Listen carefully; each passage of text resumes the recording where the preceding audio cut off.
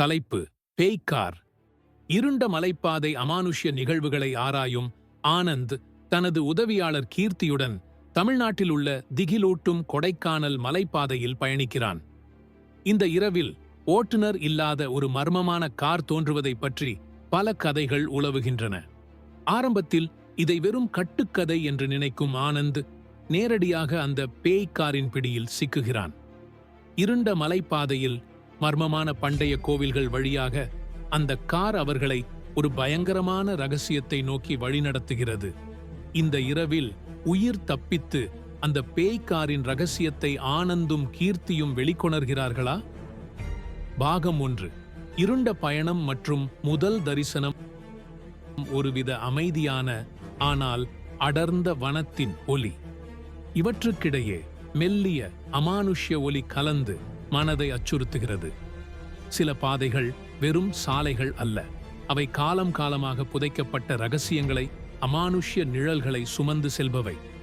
தமிழ்நாட்டின் மேற்கு தொடர்ச்சி மலைகள், எழில் கொஞ்சும் காட்சிகள். ஆனால் இரவில் அது மரணத்தின் கரங்களால் வரையப்பட்ட ஒரு சித்திரமாக மாறும். இந்த கதை அத்தகைய ஒரு இருண்ட சித்திரத்தின் வழியாக பயணிக்கிறது. கீர்த்தி பக்கத்தில் இருக்கும் ஃபைல்களை புரட்டியபடி, ஆனந்த், இந்த கேஸ் கொஞ்சம் வித்தியாசமா இருக்கு. கொடைக்கானல் மலைப்பாதையில, குறிப்பா 3ஆம் நம்பர் கொண்டை ஊசி வளைவுக்கு பக்கத்துல ஓட்டுநர் இல்லாத கார் ஒன்னு போகுதாம். பல வருஷமா இத பத்தி பேசிட்டு இருக்கிறாங்க. ஆனந்த் கார் ஓட்டிக்கொண்டே, அவனது கண்களில் ஒருவித ஆர்வம். கீர்த்தி சயின்டிஃபிக்கா இதை அப்ரோஸ் பண்ணணும். ஒருவேளை ரிஃப்ளெக்ஷனா இருக்கலாம், இல்லனா யாராவது சும்மா கிளப்பி விட்ட கதையா இருக்கலாம். நாம அமானுஷ்யத்தை தேடுறவங்க இல்ல, அமானுஷ்யத்துக்கு பின்னால் இருக்கிற உண்மையை தேடுறவங்க. ஆனந்த் அமானுஷ்ய நிகழ்வுகளை ஆராயும் ஒரு ஆராய்ச்சியாளன். அவன் ஒருபோதும் கதைகளை மட்டும் நம்ப மாட்டான். அவனுக்கு உண்மைதான் தேவை. கீர்த்தி அவனது உதவியாளர். சற்று பகுத்தறிவு கொண்டவள். ஆனந்தின் எந்த முடிவையும் கேள்வி கேட்பவள். அவர்கள் ஒரு பழைய ஆள் நடமாட்டம் இல்லாத தொலைதூர கோயிலின் மர்மத்தை பற்றி விசாரிக்க கொடைக்கானல் நோக்கி பயணிக்கத் தொடங்கினர். இந்த கொடைக்கானல் மலைப்பாதை அதன் எழில் மட்டுமல்லாமல் பல பேய் கதைகளுக்கும் பெயர் பெற்றது. கீர்த்தி: ஆனந்த், இந்த மலையே ஒரு மாதிரி இருக்கு, ரொம்ப இருட்டா இருக்கு, பனி வேற இறங்க ஆரம்பிச்சிருச்சு. ஆனந்த் சாளரத்தை திறந்து, கீர்த்தி, இதுதான் சவால். ஒரு இடம் எவ்வளவுக்கு எவ்வளவு அமைதியா இருக்கோ அவ்வளவு அதுக்கு நிறைய கதைகள் இருக்கும். பனி இன்னும் அடர்த்தியாகட்டும். அவர்கள் மலைப்பாதையில் மேலும் மேலே சென்றனர். சாலை மெல்ல மெல்ல குறுகலானது, இருள் அடர்த்தியானது. பனி கண்ணுக்கு எதிரே ஒரு திரையை மூடியது போல வெளிச்சத்தை குறைத்தது. அப்போதுதான் அது நடந்தது. திடீரென காரின் இன்ஜின் சத்தம் மங்குகிறது. ஒருவித பயங்கரமான அமைதி. காருக்குள் வெப்பநிலை சட்டென குறைகிறது. ஒரு மெல்லிய உறைந்த அமானுஷ்ய குரல் ஆதித்யாவின் காதுக்கு அருகில், திரும்பிப்போ, இங்கே வராதே என்று கிசுகிசுக்கிறது. ஆனந்த் திடுக்கிட்டு ஸ்டீரிங் வீலை இறுக்கி பிடித்தபடி, கீர்த்தி, உனக்கு கேட்டதா? கீர்த்தி பயத்தில் நடுங்குகிறாள். என்னது ஆனந்த்? எனக்கு எதுவும் கேட்கல. ஏசி சத்தம் அதிகமா இருக்கு. ஆனந்த் ஏசியை அணைத்தான். சத்தம் இல்லை, ஆனால் அந்த குளிர்ச்சி மட்டும் அவனைச் சூழ்ந்தது. அவன் பின் கண்ணாடியை பார்த்தான். தூரத்தில் ஒரு மெல்லிய வெளிச்சம் தெரிந்தது. ஒரு காரின் ஹெட்லைட். கார் மெதுவாகச் செல்லும் ஒலி. காரின் ஹெட்லைட் திடீரென மிக அருகில் வந்து மறையும் ஒலி. ஆனந்த் முகம் மாறுகிறது. கீர்த்தி பின்னாடி ஒரு கார் வருது. கீர்த்தி பின் கண்ணாடியை பார்க்கிறாள். எங்க ஆனந்த்? எனக்கு எதுவும் தெரியலையே, இங்க வேற வளைவுகள் நிறைய இருக்கு. ஆனந்த் தன் காரின் வேகத்தை குறைத்தான். பின்னால் வரும் காரும் வேகத்தை குறைத்தது. ஆனால் கீர்த்திக்கு அது தெரியவில்லை. ஆனந்த் பயந்தான். மீண்டும் பின் கண்ணாடியை பார்த்தான். கார் இல்லை, மறைந்துவிட்டது. மர்மமான பதட்டமான இசை உயர்கிறது. ஒரு சில வினாடிகளுக்கு ஒருவித வூம் சத்தம். பின்னர் காரின் என்ஜின் சத்தம் மட்டுமே கேட்கிறது. ஆனந்த் மூச்சு வாங்குகிறது. கீர்த்தி, அது ஒரு கார் இல்ல. கீர்த்தி குழப்பத்துடன், என்ன ஆனந்த், நீ என்ன சொல்ற? ஆனந்த் காரை மேலும் வேகமாக ஓட்டினான். அப்போதுதான் அதை கண்டான். சாலையின் நடுவில், பனிக்கும் இருளுக்கும் இடையில் ஒரு பழைய மாடல் கார் ஹெட்லைட் எரிந்தபடி நின்று கொண்டிருந்தது. கார் சுத்தமாக இருந்தது, ஆனால் அதில் யாரும் இல்லை. டிரைவர் சீட் காலியாக இருந்தது. காரின் சக்கரம் தரையில் உரசி நிற்கும் சத்தம். என்ஜின் சத்தம் குறைகிறது. ஒரு பயங்கரமான அமைதி. ஒரு பழைய காரின் ஹெட்லைட் வெளிச்சம் அருகில் தெரியும். ஆனந்த் குரல் நடுங்குகிறது. கீர்த்தி, பாரு அங்க. கீர்த்தி கண்கள் அகலவிரிய. ஓ கடவுளே, அங்க அங்க யாருமே இல்ல. அந்த கார் ஒரு சில வினாடிகள் அங்கேயே நின்றது. பின்னர் காரின் ஹெட்லைட் சட்டென அணைந்தது. இருளும் பனியும் அதை முழுமையாக விழுங்கின. அது இருந்ததற்கான எந்த அடையாளமும் இல்லை. ஒரு கனவு போல மறைந்துவிட்டது. ஆனந்த் மற்றும் கீர்த்தி அந்த திகிலூட்டும் மலைப்பாதையின் நடுவில் பயத்தில் உறைந்து போய் நின்றனர். அவர்கள் இதுவரை வெறும் கதைகளாக கேட்டது இப்போது தங்கள் கண் முன்னே நிஜமாக நடந்தேறியிருந்தது. பாகம் 2. துரத்தல் ஆரம்பம் மற்றும் ஆழ்ந்த திகில். மெல்லிய தொலைதூர காற்றின் இரைச்சல், அச்சுறுத்தும் அமைதி, விட்டு விட்டு கேட்கும் காரின் பழைய மெக்கானிக்கல் சத்தம். கண்ணுக்கு முன் மறைந்த அந்த கார் ஆனந்த் மற்றும் கீர்த்தியின் மனதை உலுக்கியது. ஒரு கனவு போல தோன்றினாலும் அதன் பாதிப்பு நிஜமாக இருந்தது. ஆனந்த் தன்னை ஆசுவாசப்படுத்திக் கொண்டு காரை மீண்டும் இயக்கினான். ஆனால் அந்த பயம் அவர்களை முழுமையாகச் சூழ்ந்தது. காரின் என்ஜின் மீண்டும் இயங்கும் சத்தம், கீர்த்தியின் படபடப்பான மூச்சு சத்தம். கீர்த்தி நடுங்கும் குரலில், அது அது என்ன ஆனந்த், நிஜமாவே ஒரு டிரைவர் இல்லாத காரா? ஆனந்த் குரல் உறுதியாக இருக்க முயற்சிக்கிறான். தெரியல கீர்த்தி, நான் பார்த்தது நிஜம்தான். அது சும்மா ஒரு மாயத் தோற்றம் இல்ல. இது ஒரு அமானுஷ்யம்.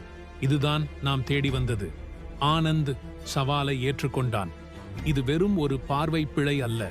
இது ஒரு திகிலூட்டும் நிஜம் என்பதை அவன் உணர்ந்தான்.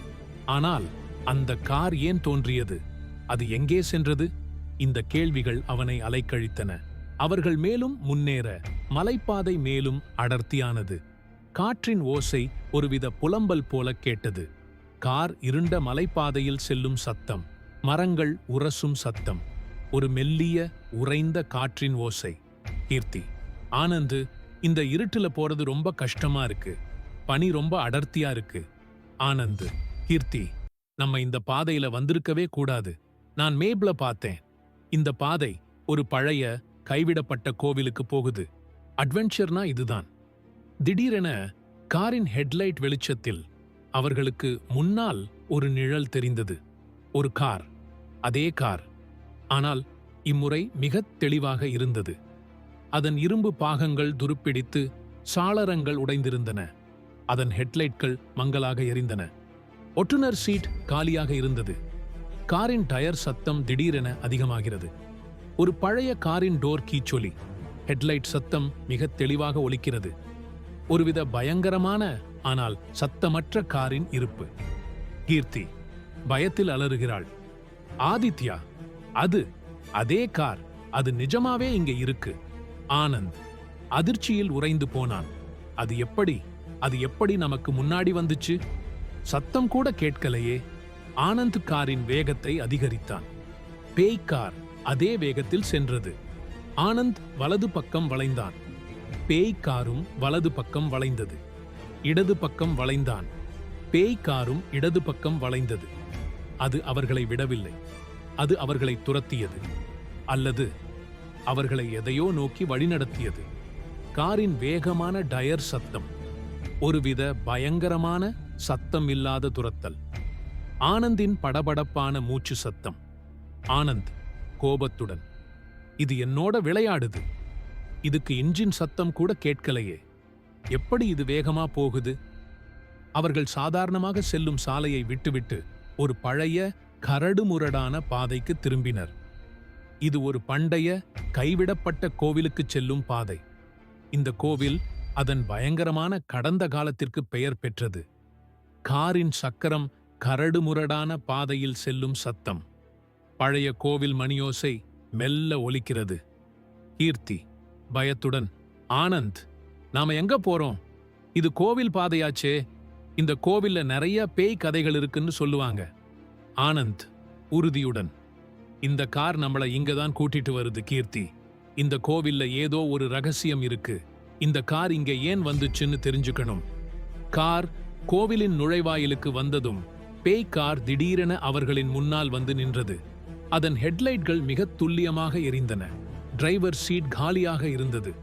ஆனால் காரின் பின் சீட்டில் ஒரு மங்கலான பெண் உருவம் தெரிந்தது.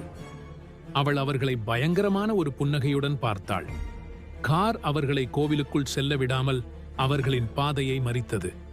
அவர்கள் ஒரு கண்ணுக்கு தெரியாத பொறியின் பிடியில் சிக்கியிருந்தனர். கார் சக்கரம் தரையில் உரசி நிற்கும் சத்தம். காரின் ஹெட்லைட்கள் கண்களை கூசும் வெளிச்சத்துடன் ஒளிர்கின்றன. ஒரு மெல்லிய ஆனால் பயங்கரமான பெண் சிரிக்கிற ஒலி. ஆனந்த் பயத்தில் உறைந்து போய், ஓ கடவுளே, அதுல ஒருத்தங்க இருக்காங்க. அது ஓட்டுநர் இல்லாத கார் இல்ல. கீர்த்தி கதறுகிறாள். அது நம்மை உள்ள போக விடல. நாம இங்க மாட்டிக்கிட்டோம். இருண்ட மலைப்பாதையில் பேய்க்காரின் பிடியில் சிக்கிய ஆனந்த் மற்றும் கீர்த்தி ஒரு பண்டைய கோவிலின் வாயிலில் பயத்தில் நடுங்கினர். அந்த கார் அவர்களை வெறும் திகில் அனுபவத்திற்காக துரத்தவில்லை. அது அவர்களை எதையோ நோக்கி வழிநடத்தியது. ஒரு இருண்ட ரகசியத்தை நோக்கி. அந்த கோவிலின் புதைந்த ரகசியத்தை நோக்கி. பயங்கரமான உச்சக்கட்ட பதட்டமான இசை உயர்கிறது. ஒரு பெண்ணின் சிரிக்கிற சத்தம் அச்சுறுத்தும் விதமாக உயர்ந்து திடீரென நின்றுவிடுகிறது. பாகம் 3. கோவிலின் ரகசியமும் காரின் கடந்த காலமும். அடர்ந்த மர்மமான பண்டைய கோவிலின் ஒலி. மெல்லிய காற்று சத்தம். தூரத்தில் ஆந்தையின் கூவல். ஒருவித மனதை அச்சுறுத்தும் அமைதி. பேய்க்கார் கோவிலின் நுழைவாயிலில் மரித்து நின்றது. அவர்கள் தப்பிக்க வழியில்லை. ஆனந்த் தனது பயத்தை போக்கிக் கொண்டு அந்த காரிலிருந்து வெளிப்பட்ட பெண் உருவத்தை உற்று பார்த்தான். அதன் கண்களில் ஒருவித சோகமும் கோபமும் கலந்திருந்தன. காரின் சத்தம் மெல்ல அடங்குகிறது. ஆனந்த் காரின் கதவை திறக்கும் ஒலி. கார் கதவின் கீச்சொலி. ஆனந்த் மெதுவாக காரை விட்டு இறங்குகிறான். கீர்த்தி, பயப்படாத, இது நம்மள கொல்ல வரல, இது ஏதோ சொல்ல வருது. கீர்த்தி நடுங்கும் குரலில், என்ன சொல்ல வருது ஆனந்த்? உள்ளே போக சொல்ற மாதிரி இருக்கு. இந்த கோவில்ல நிறைய பேய் கதைகள் இருக்குன்னு சொல்வாங்க. பேய்க்கார் மெதுவாக கோவிலின் வளாகத்திற்குள் நகரத் தொடங்கியது. ஆனந்த் மற்றும் கீர்த்தி வேறு வழியில்லாமல் அதை தொடர்ந்தனர். கோவில் நூற்றாண்டுகளுக்கும் மேலாக கைவிடப்பட்டிருந்தது. சுற்றுச்சுவர்கள் உடைந்திருந்தன. கற்கள் சிதறிக் கிடந்தன. புதர்கள் அடர்ந்திருந்தன. காலடி சத்தம், கற்கள் மீது படும் ஒலி. தூரத்தில் மெல்லிய காற்று வீசும் சத்தம். ஒரு பறவை சட்டென பறக்கும் சத்தம். ஆனந்த் ஒரு கல்வெட்டை பார்த்தபடி, கீர்த்தி, இங்க பாரு, இதுல ஏதோ எழுதியிருக்கு. பழைய தமிழ் எழுத்துக்கள். அவர்கள் பல கல்வெட்டுகளையும் சிற்பங்களையும் ஆராய்ந்தனர். அப்போதுதான் ஒரு சிறிய மறைக்கப்பட்ட அறையை கண்டனர். உள்ளே நுழைந்ததும் ஒருவித உறைந்த குளிர்ச்சி அவர்களைச் சூழ்ந்தது. அறையின் நடுவில் ஒரு உடைந்த சிலை இருந்தது. சிலையின் அடியில் ஒரு சிறிய துருப்பிடித்த இரும்பு பெட்டி. சுற்றுப்புற ஒலி. இரும்பு பெட்டி தரையில் இழுபடும் சத்தம். இரும்பு பெட்டி திறக்கும் ஒலி. ஒருவித பழைய பூசண பிடிச்ச வாசனை. கீர்த்தி பயத்துடன், ஆனந்த், என்னது இது? ரொம்ப இருட்டாயிருக்கு. ஆனந்த் பெட்டியை திறக்கிறான். இதோ. அவன் குரல் தடுமாறுகிறது. இங்க பாரு. கீர்த்தி. பெட்டிக்குள் ஒரு பழைய மங்கலான புகைப்படம் மற்றும் சில காய்ந்த மலர்கள் இருந்தன. புகைப்படத்தில் ஒரு அழகான பெண் சற்று மங்கலான முகத்துடன் ஒரு பழைய காரின் அருகில் நின்று கொண்டிருந்தாள். அந்த கார் அவர்கள் கண்ட அதே பேய்க்கார். புகைப்படத்தின் பின்னால் ஒரு பெயர் எழுதப்பட்டிருந்தது, காவேரி. ஒரு பழைய புகைப்படம் கையாளப்படும் சத்தம். காற்றின் ஒரு புலம்பல் போன்ற சத்தம். ஆனந்த் புகைப்படத்தை உற்று பார்க்கிறான். இது இந்த கார், காவேரி. அப்போ அந்த கார்ல இருந்த ஆவி இவங்கதான். அவர்கள் மேலும் ஆராய பெட்டிக்குள் ஒரு பழைய கிழிந்த கடிதம் கிடைத்தது. கடிதம் காவேரி என்பவள் இந்த கோவிலின் அருகிலுள்ள கிராமத்தைச் சேர்ந்த ஒரு பணக்கார பெண்ணுக்கு எழுதப்பட்டது. கடிதத்தில் காவேரிக்கு ஒரு இராணுவ வீரனுடன் இரகசிய காதல் இருந்ததாகவும் அவர்கள் ஓடிப்போக திட்டமிட்டதாகவும், ஆனால் அவளுடைய குடும்பம் இதை அறிந்ததும் அவளை கொல்ல சதி செய்ததாகவும் குறிப்பிடப்பட்டிருந்தது.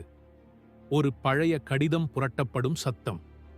ஒரு மெல்லிய ஆனால் வேதனையான பெண் குரலின் முணுமுணுப்பு. கீர்த்தி கடிதத்தை படித்தபடி அதிர்ச்சியுடன், ஆனந்த், இங்க பாரு, நான் காதலுடன் ஓடிப்போகிறேன். இந்த காரில் நாங்கள் இருவரும்.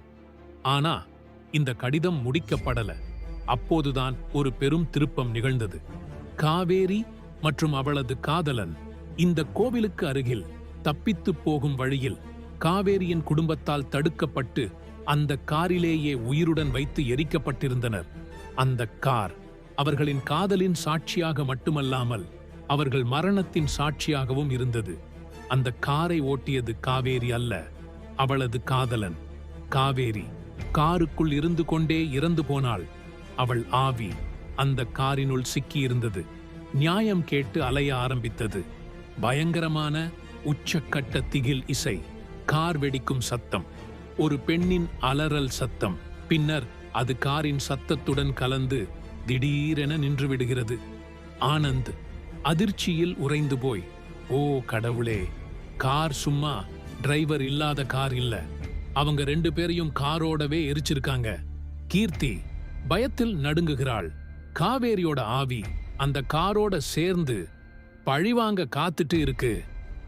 இப்போது பேய்காரின் மர்மம் வெளிப்பட்டது.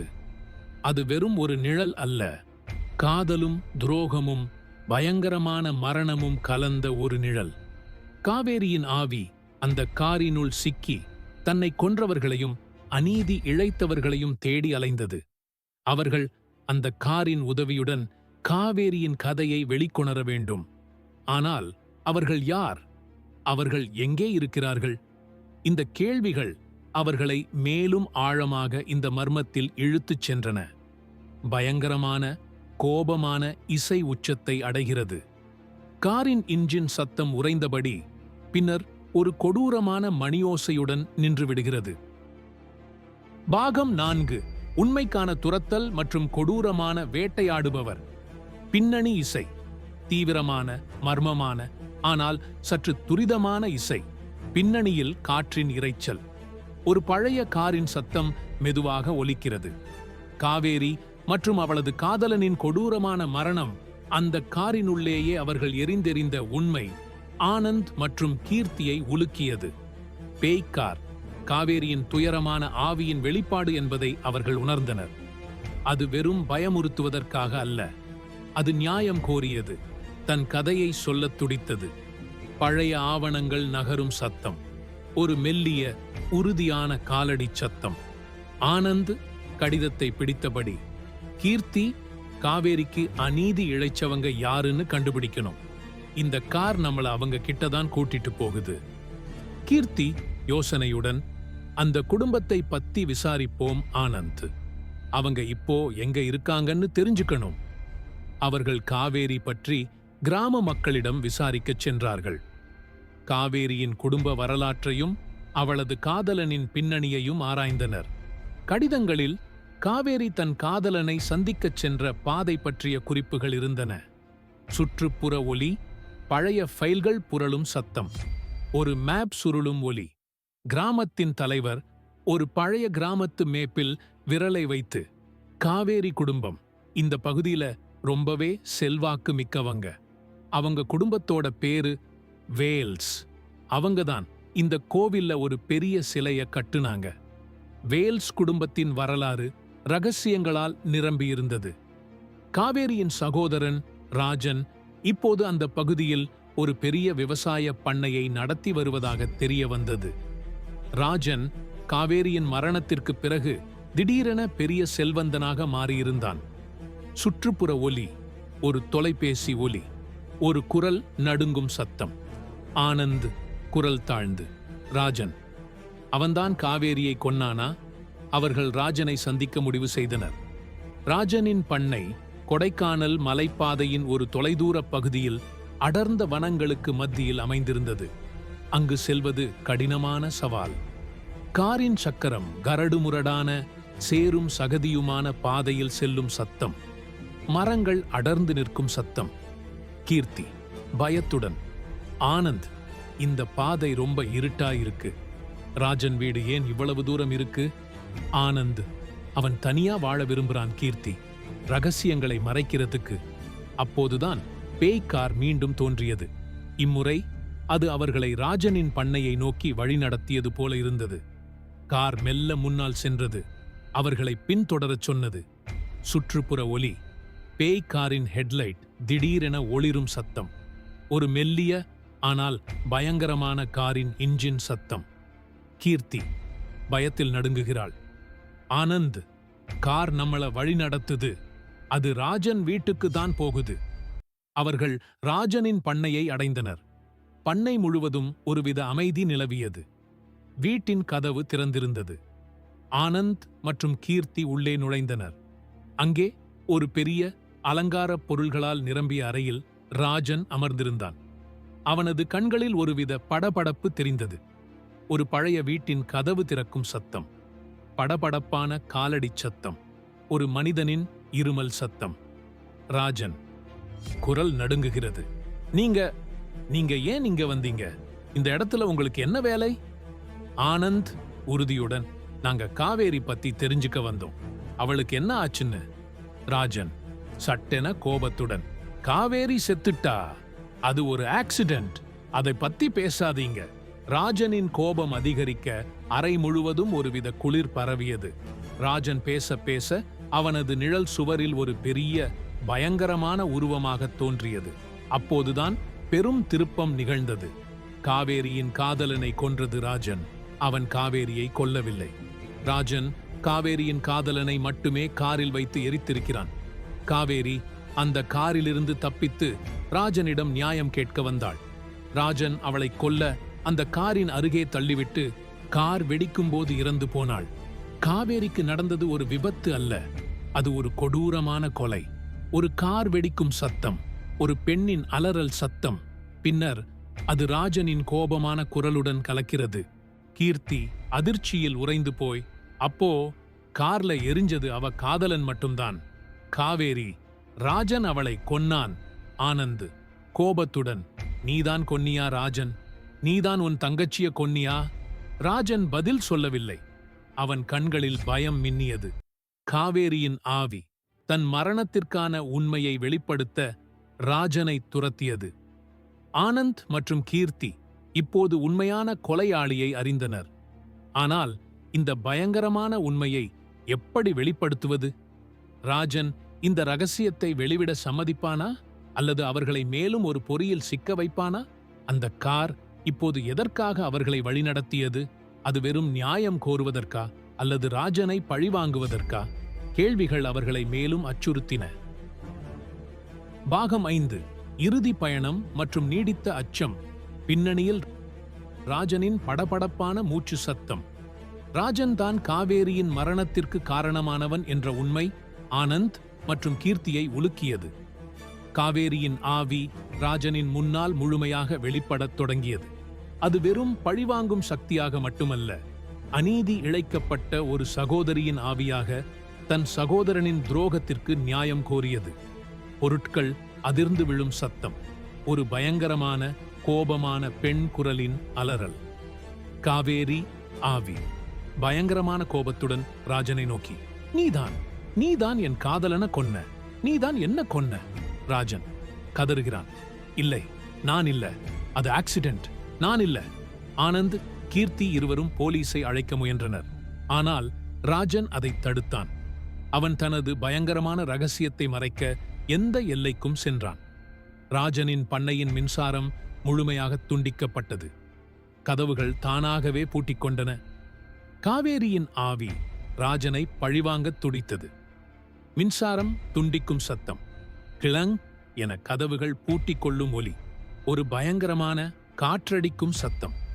ஆனந்த் கீர்த்தியை இழுத்தபடி, கீர்த்தி, இங்கே நிக்க முடியாது, நாம உண்மையை வெளிப்படுத்தணும். கீர்த்தி குரல் நடுங்குகிறது. ஆனந்த், ராஜனை ஆவி கொல்ல முயற்சிக்குது.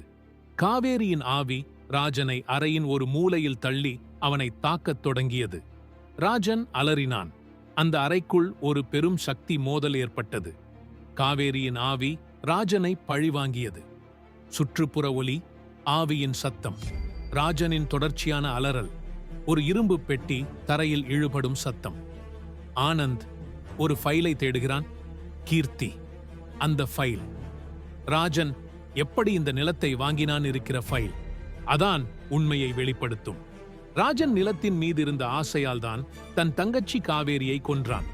அவன் தன் காதலனுடன் ஓடிப்போகும் வழியில் அந்த கார் வெடித்தபோது காவேரி காரிலிருந்து தப்பித்து வெளியே ஓடி வந்தாள். அப்போது ராஜன் அவளை பிடித்து அதே காரின் அருகே தள்ளிவிட்டு வெடிப்பினால் ஏற்பட்ட குழப்பத்தில் அவளை கொன்று அது ஒரு விபத்து என்று மூடிமறைத்தான். இந்த உண்மையை வெளிப்படுத்திய ஃபைல் ஒன்றை ராஜன் ரகசியமாக தனது அலுவலக மேசையில் வைத்திருந்தான். பேப்பர்கள் கிழிக்கும் சத்தம், ஒரு பயங்கரமான பெண் குரலின் சீற்றம். காவேரி, ஆவி, கோபத்துடன், என் நீதி, என் காதலன், நீதான் என் மரணத்துக்கு காரணம். ராஜன் பயத்தில் உறைந்து போய் காவேரியின் ஆவியால் இழுக்கப்பட்டான். அப்போது ஆனந்த் ராஜனின் மேசையில் இருந்த ரகசிய ஃபைலை கண்டுபிடித்தான். அதில் காவேரியின் மரணத்திற்கு பிந்தைய சொத்து பரிமாற்றங்கள், ராஜனின் வங்கி கணக்குகளுக்குச் சென்ற பெரும் பணம் பற்றிய ஆதாரங்கள் இருந்தன.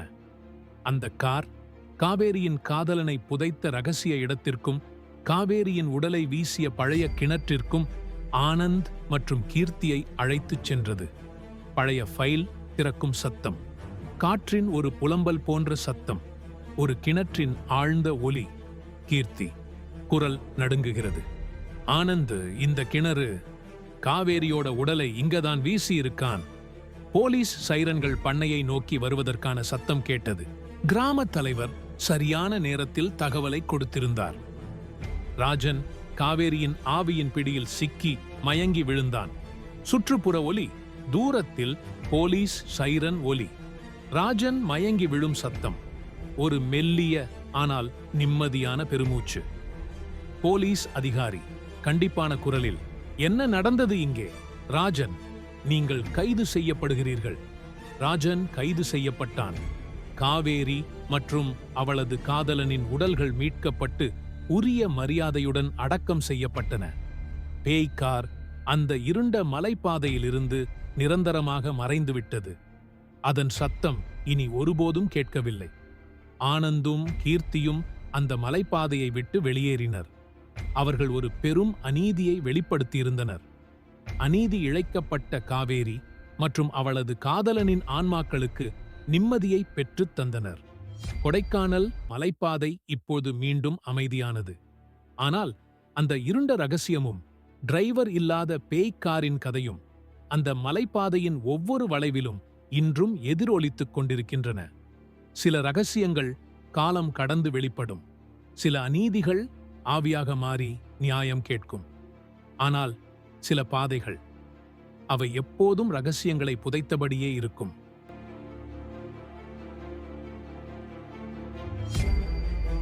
தலைப்பு: கண்ணுக்கு தெரியாத நிழல். கண்களுக்கு புலப்படாத உலகம், மனிதர்கள் அறிந்திராத ரகசியங்கள். ஒவ்வொரு நிழலிலும், ஒவ்வொரு மூலையிலும் நாம் நம்பாத ஒன்று ஒளிந்திருக்கலாம். அது நம் கற்பனைக்கு அப்பாற்பட்டது. நம்மை சூழ்ந்து நம்மை வேட்டையாடும். இது அப்படியான ஒரு கண்ணுக்கு தெரியாத நிழலின் கதை. பாகம் 1. பாலைவனத்தின் ஒப்பந்தம். ராஜேஷ் ஒரு இளம் தொல்பொருள் ஆராய்ச்சியாளர். பழங்கால மர்மங்களையும் புதையல்களையும் தேடுவதே அவனது வாழ்க்கை. இந்த முறை அவன் பயணம் செய்தது மத்திய கிழக்கின் மிகப்பெரிய பாலைவனத்தின் இதய பகுதிக்கு. ஒரு பழங்கால நாடோடி பழங்குடியினர் வாழ்ந்த இடத்தின் இடிபாடுகளை கண்டறியும் திட்டம். அவனுடன் அவனது நண்பன் ஃப்ரூக், ஒரு உள்ளூர் வழிகாட்டி. ஃப்ரூக் அந்த பகுதி குறித்து ஆழ்ந்த அறிவு கொண்டவன். ஆனால் சில சமயங்களில் அவன் பேசும் கதைகள் ராஜேஷுக்கு விசித்திரமாக தோன்றும். ஃப்ரூக் அமைதியாக, எச்சரிக்கையுடன், ராஜேஷ், இந்த இடம் சாதாரணமானது இல்லை. இங்க ஜின்கள் வாழ்கின்றன. அவங்க மனிதர்களுடன் ஒப்பந்தம் போடுவார்கள். ஆனால் அந்த ஒப்பந்தம் எப்போதும் ஆபத்தானது. ராஜேஷ் சிரித்து, என்ன ஃப்ரூக், இந்த காலத்திலையும் இந்த பேய் பிசாசு கதைகளை நம்புறியா? நாடோடி பழங்குடியினர் மறைத்து வைத்த புதையல் கிடைச்சா போதும். அவர்கள் பல நாட்கள் பாலைவனத்தில் அலைந்தனர். வெப்பம், தாகம், சோர்வு. ஒரு நாள் மாலை தூரத்தில் ஏதோ ஒரு மங்கலான உருவம் தெரிந்தது. அது ஒரு பெரிய பாழடைந்த கோட்டை. பாலைவனத்தின் நடுவே அப்படியொரு கோட்டை. ராஜேஷ் உற்சாகமானான். அவர்கள் கோட்டையை அடைந்தபோது சூரியன் மறைந்து கொண்டிருந்தான். கோட்டைக்குள் நுழைந்ததும் ஒருவித விசித்திரமான குளிர்ச்சி ராஜேஷை ஆட்கொண்டது. ஃப்ரூக் அச்சத்துடன் சுற்றுமுற்றும் பார்த்தான். ஃப்ரூக் நடுங்கும் குரலில், இதுதான் ஜின்களின் கோட்டை. நான் இங்கிருந்து வெளியே போகணும். ராஜேஷ் கண்டும் காணாமல், ஃப்ரூக், என்ன இது குழந்தைத்தனமா?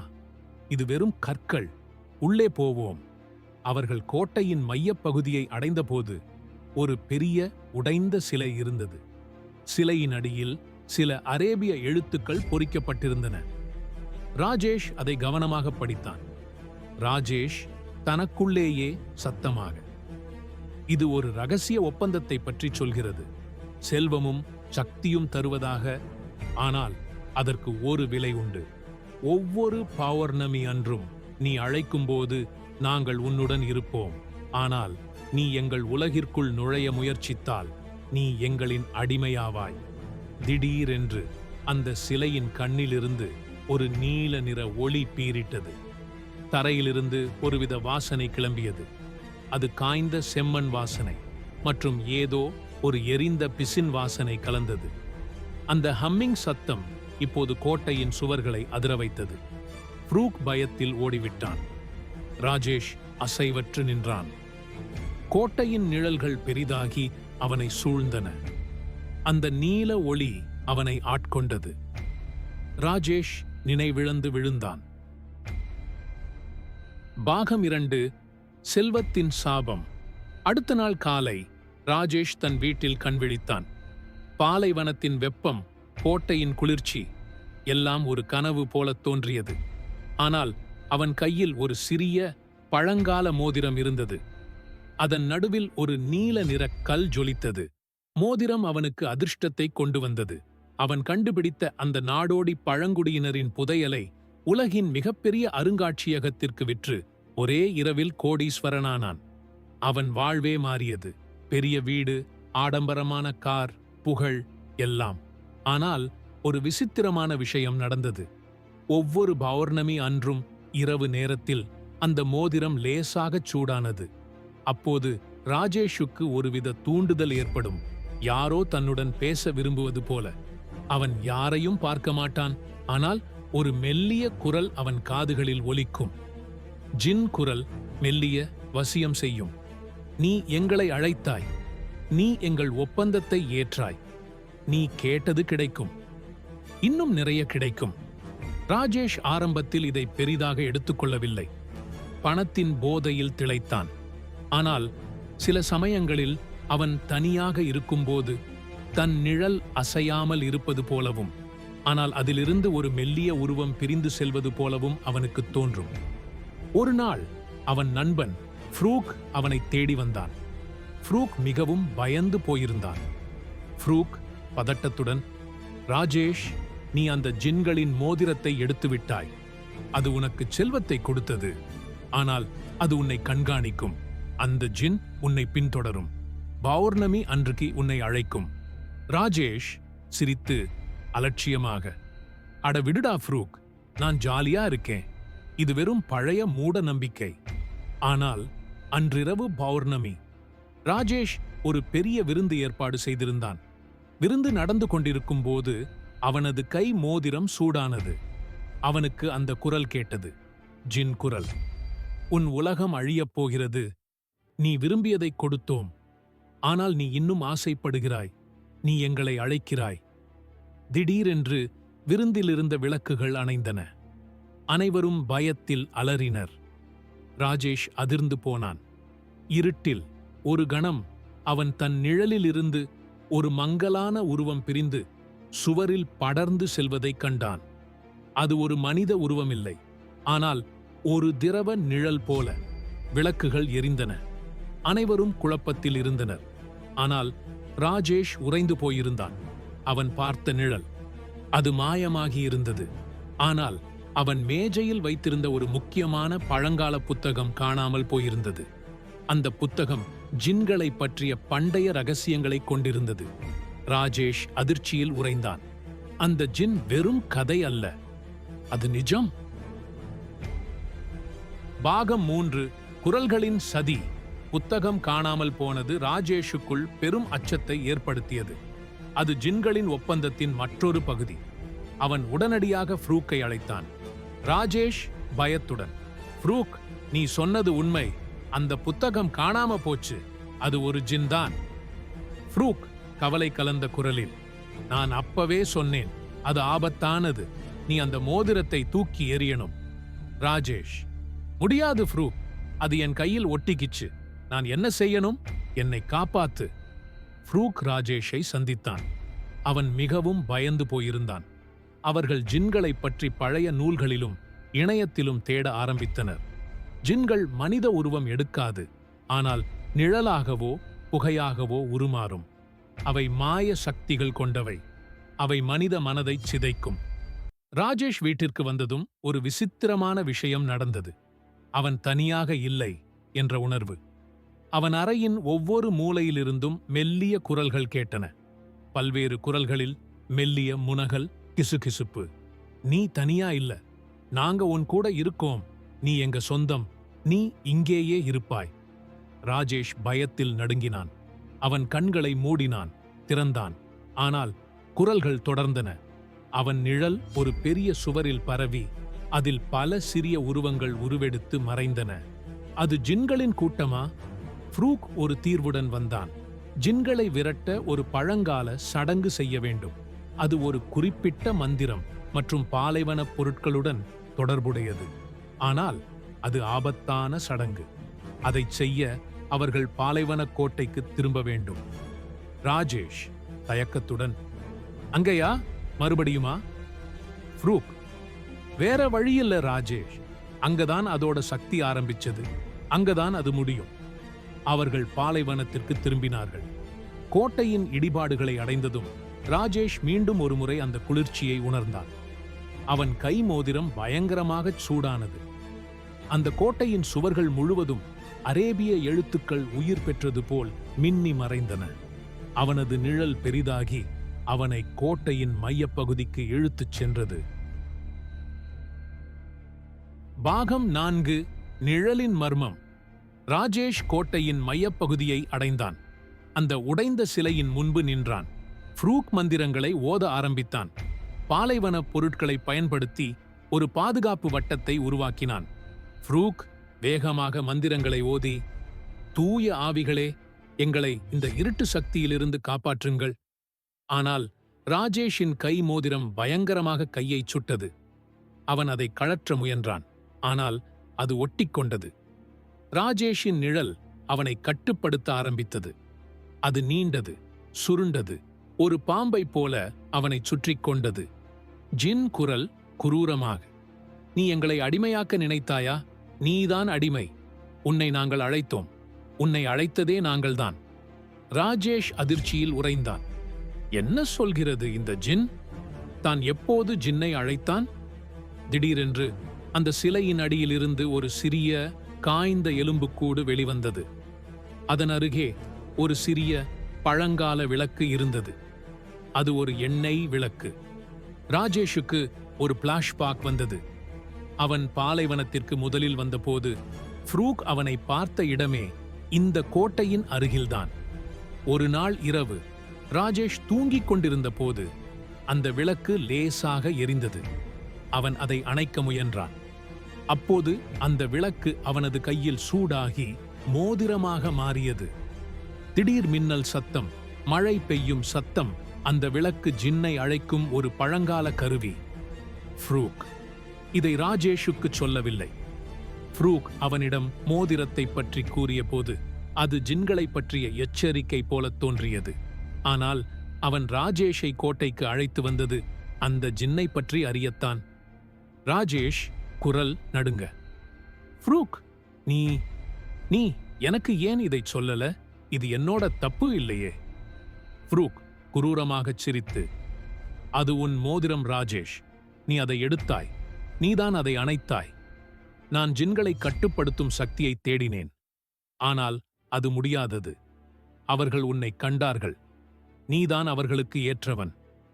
ஃப்ரூக் ஒரு ஜின் கட்டுப்படுத்தி. அவன் ராஜேஷை ஒரு இரையாக பயன்படுத்தி இருக்கிறான். அந்த கோட்டை ஒரு பொறியாக இருந்திருக்கிறது. காற்றின் ஓலம் உச்சத்தை அடைகிறது.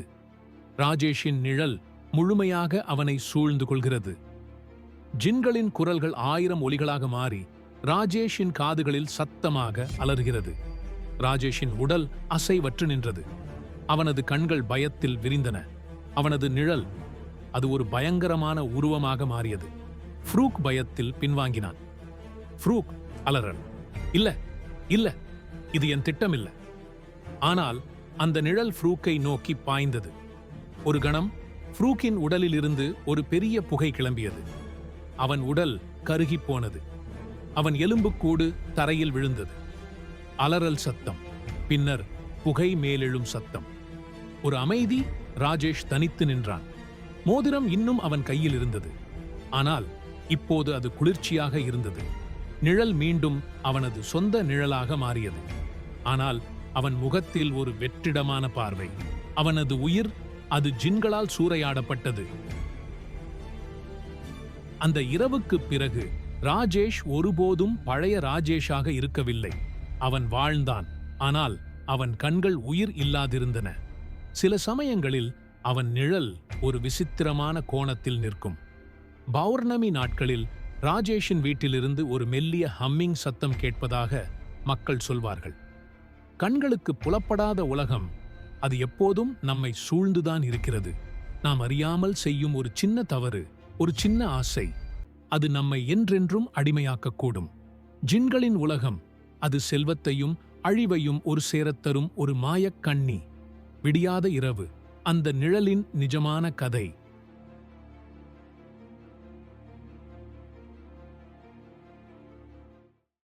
தலைப்பு: வானில் ஒரு பேய் விமானம். புது டெல்லியிலிருந்து முதன்முதலாக பறந்த ஆகாஷ் கங்கா என்ற பெரிய சரக்கு விமானம் திடீரென காணாமல் போகிறது. இதனால் ஒரு பெரிய மர்மம் உருவாகிறது. இதை பற்றி விசாரிக்க வயதான விமான புலனாய்வாளர் திலீப்பும் இளம் பத்திரிகையாளர் சந்தோஷும் வருகின்றனர். அவர்கள் இந்த விமானத்தின் கடந்த காலத்தை பற்றியும் அதில் சிக்கித் தவிக்கும் ஆத்மாக்களைப் பற்றியும் ஒரு பயங்கர உண்மையை கண்டுபிடிக்கிறார்கள். டெல்லி நகரத்திலிருந்து பழைய விமானத் தளங்கள், மறைந்த கோப்புகள் வரை அவர்களின் விசாரணை நீள்கிறது. இது ஆகாஷ் கங்கா விமானத்தைப் பற்றியும் அதில் உள்ள பேய்களைப் பற்றியும் ஒரு அதிர்ச்சியான உண்மையை அவர்களுக்கு காட்டுகிறது. அந்த பேய் விமானம் இன்னும் பல உயிர்களை எடுப்பதற்கு முன் அவர்கள் அதன் ரகசியங்களை கண்டுபிடிக்க வேகமாக செயல்பட வேண்டும். பாகம் 1: காணாமல் போன விமானம். டெல்லி விமான நிலையத்தின் சத்தம், அறிவிப்புகள், தூரத்தில் விமானத்தின் இரைச்சல், பிறகு ஒரு பெரிய சரக்கு விமானம் கிளம்பும் ஒலி. டெல்லி பெரிய விமான நிலையம். ஒரு புதிய தொடக்கம் போல ஆகாஷ் கங்கா என்ற இந்தியாவின் நவீன சரக்கு விமானம் முதல் பயணத்திற்கு தயாரானது. எல்லாம் சரியாக தெரிந்தது. ஆனால் அது ஒரு பெரிய தவறு, ரொம்பவும் பயங்கரமான தவறு.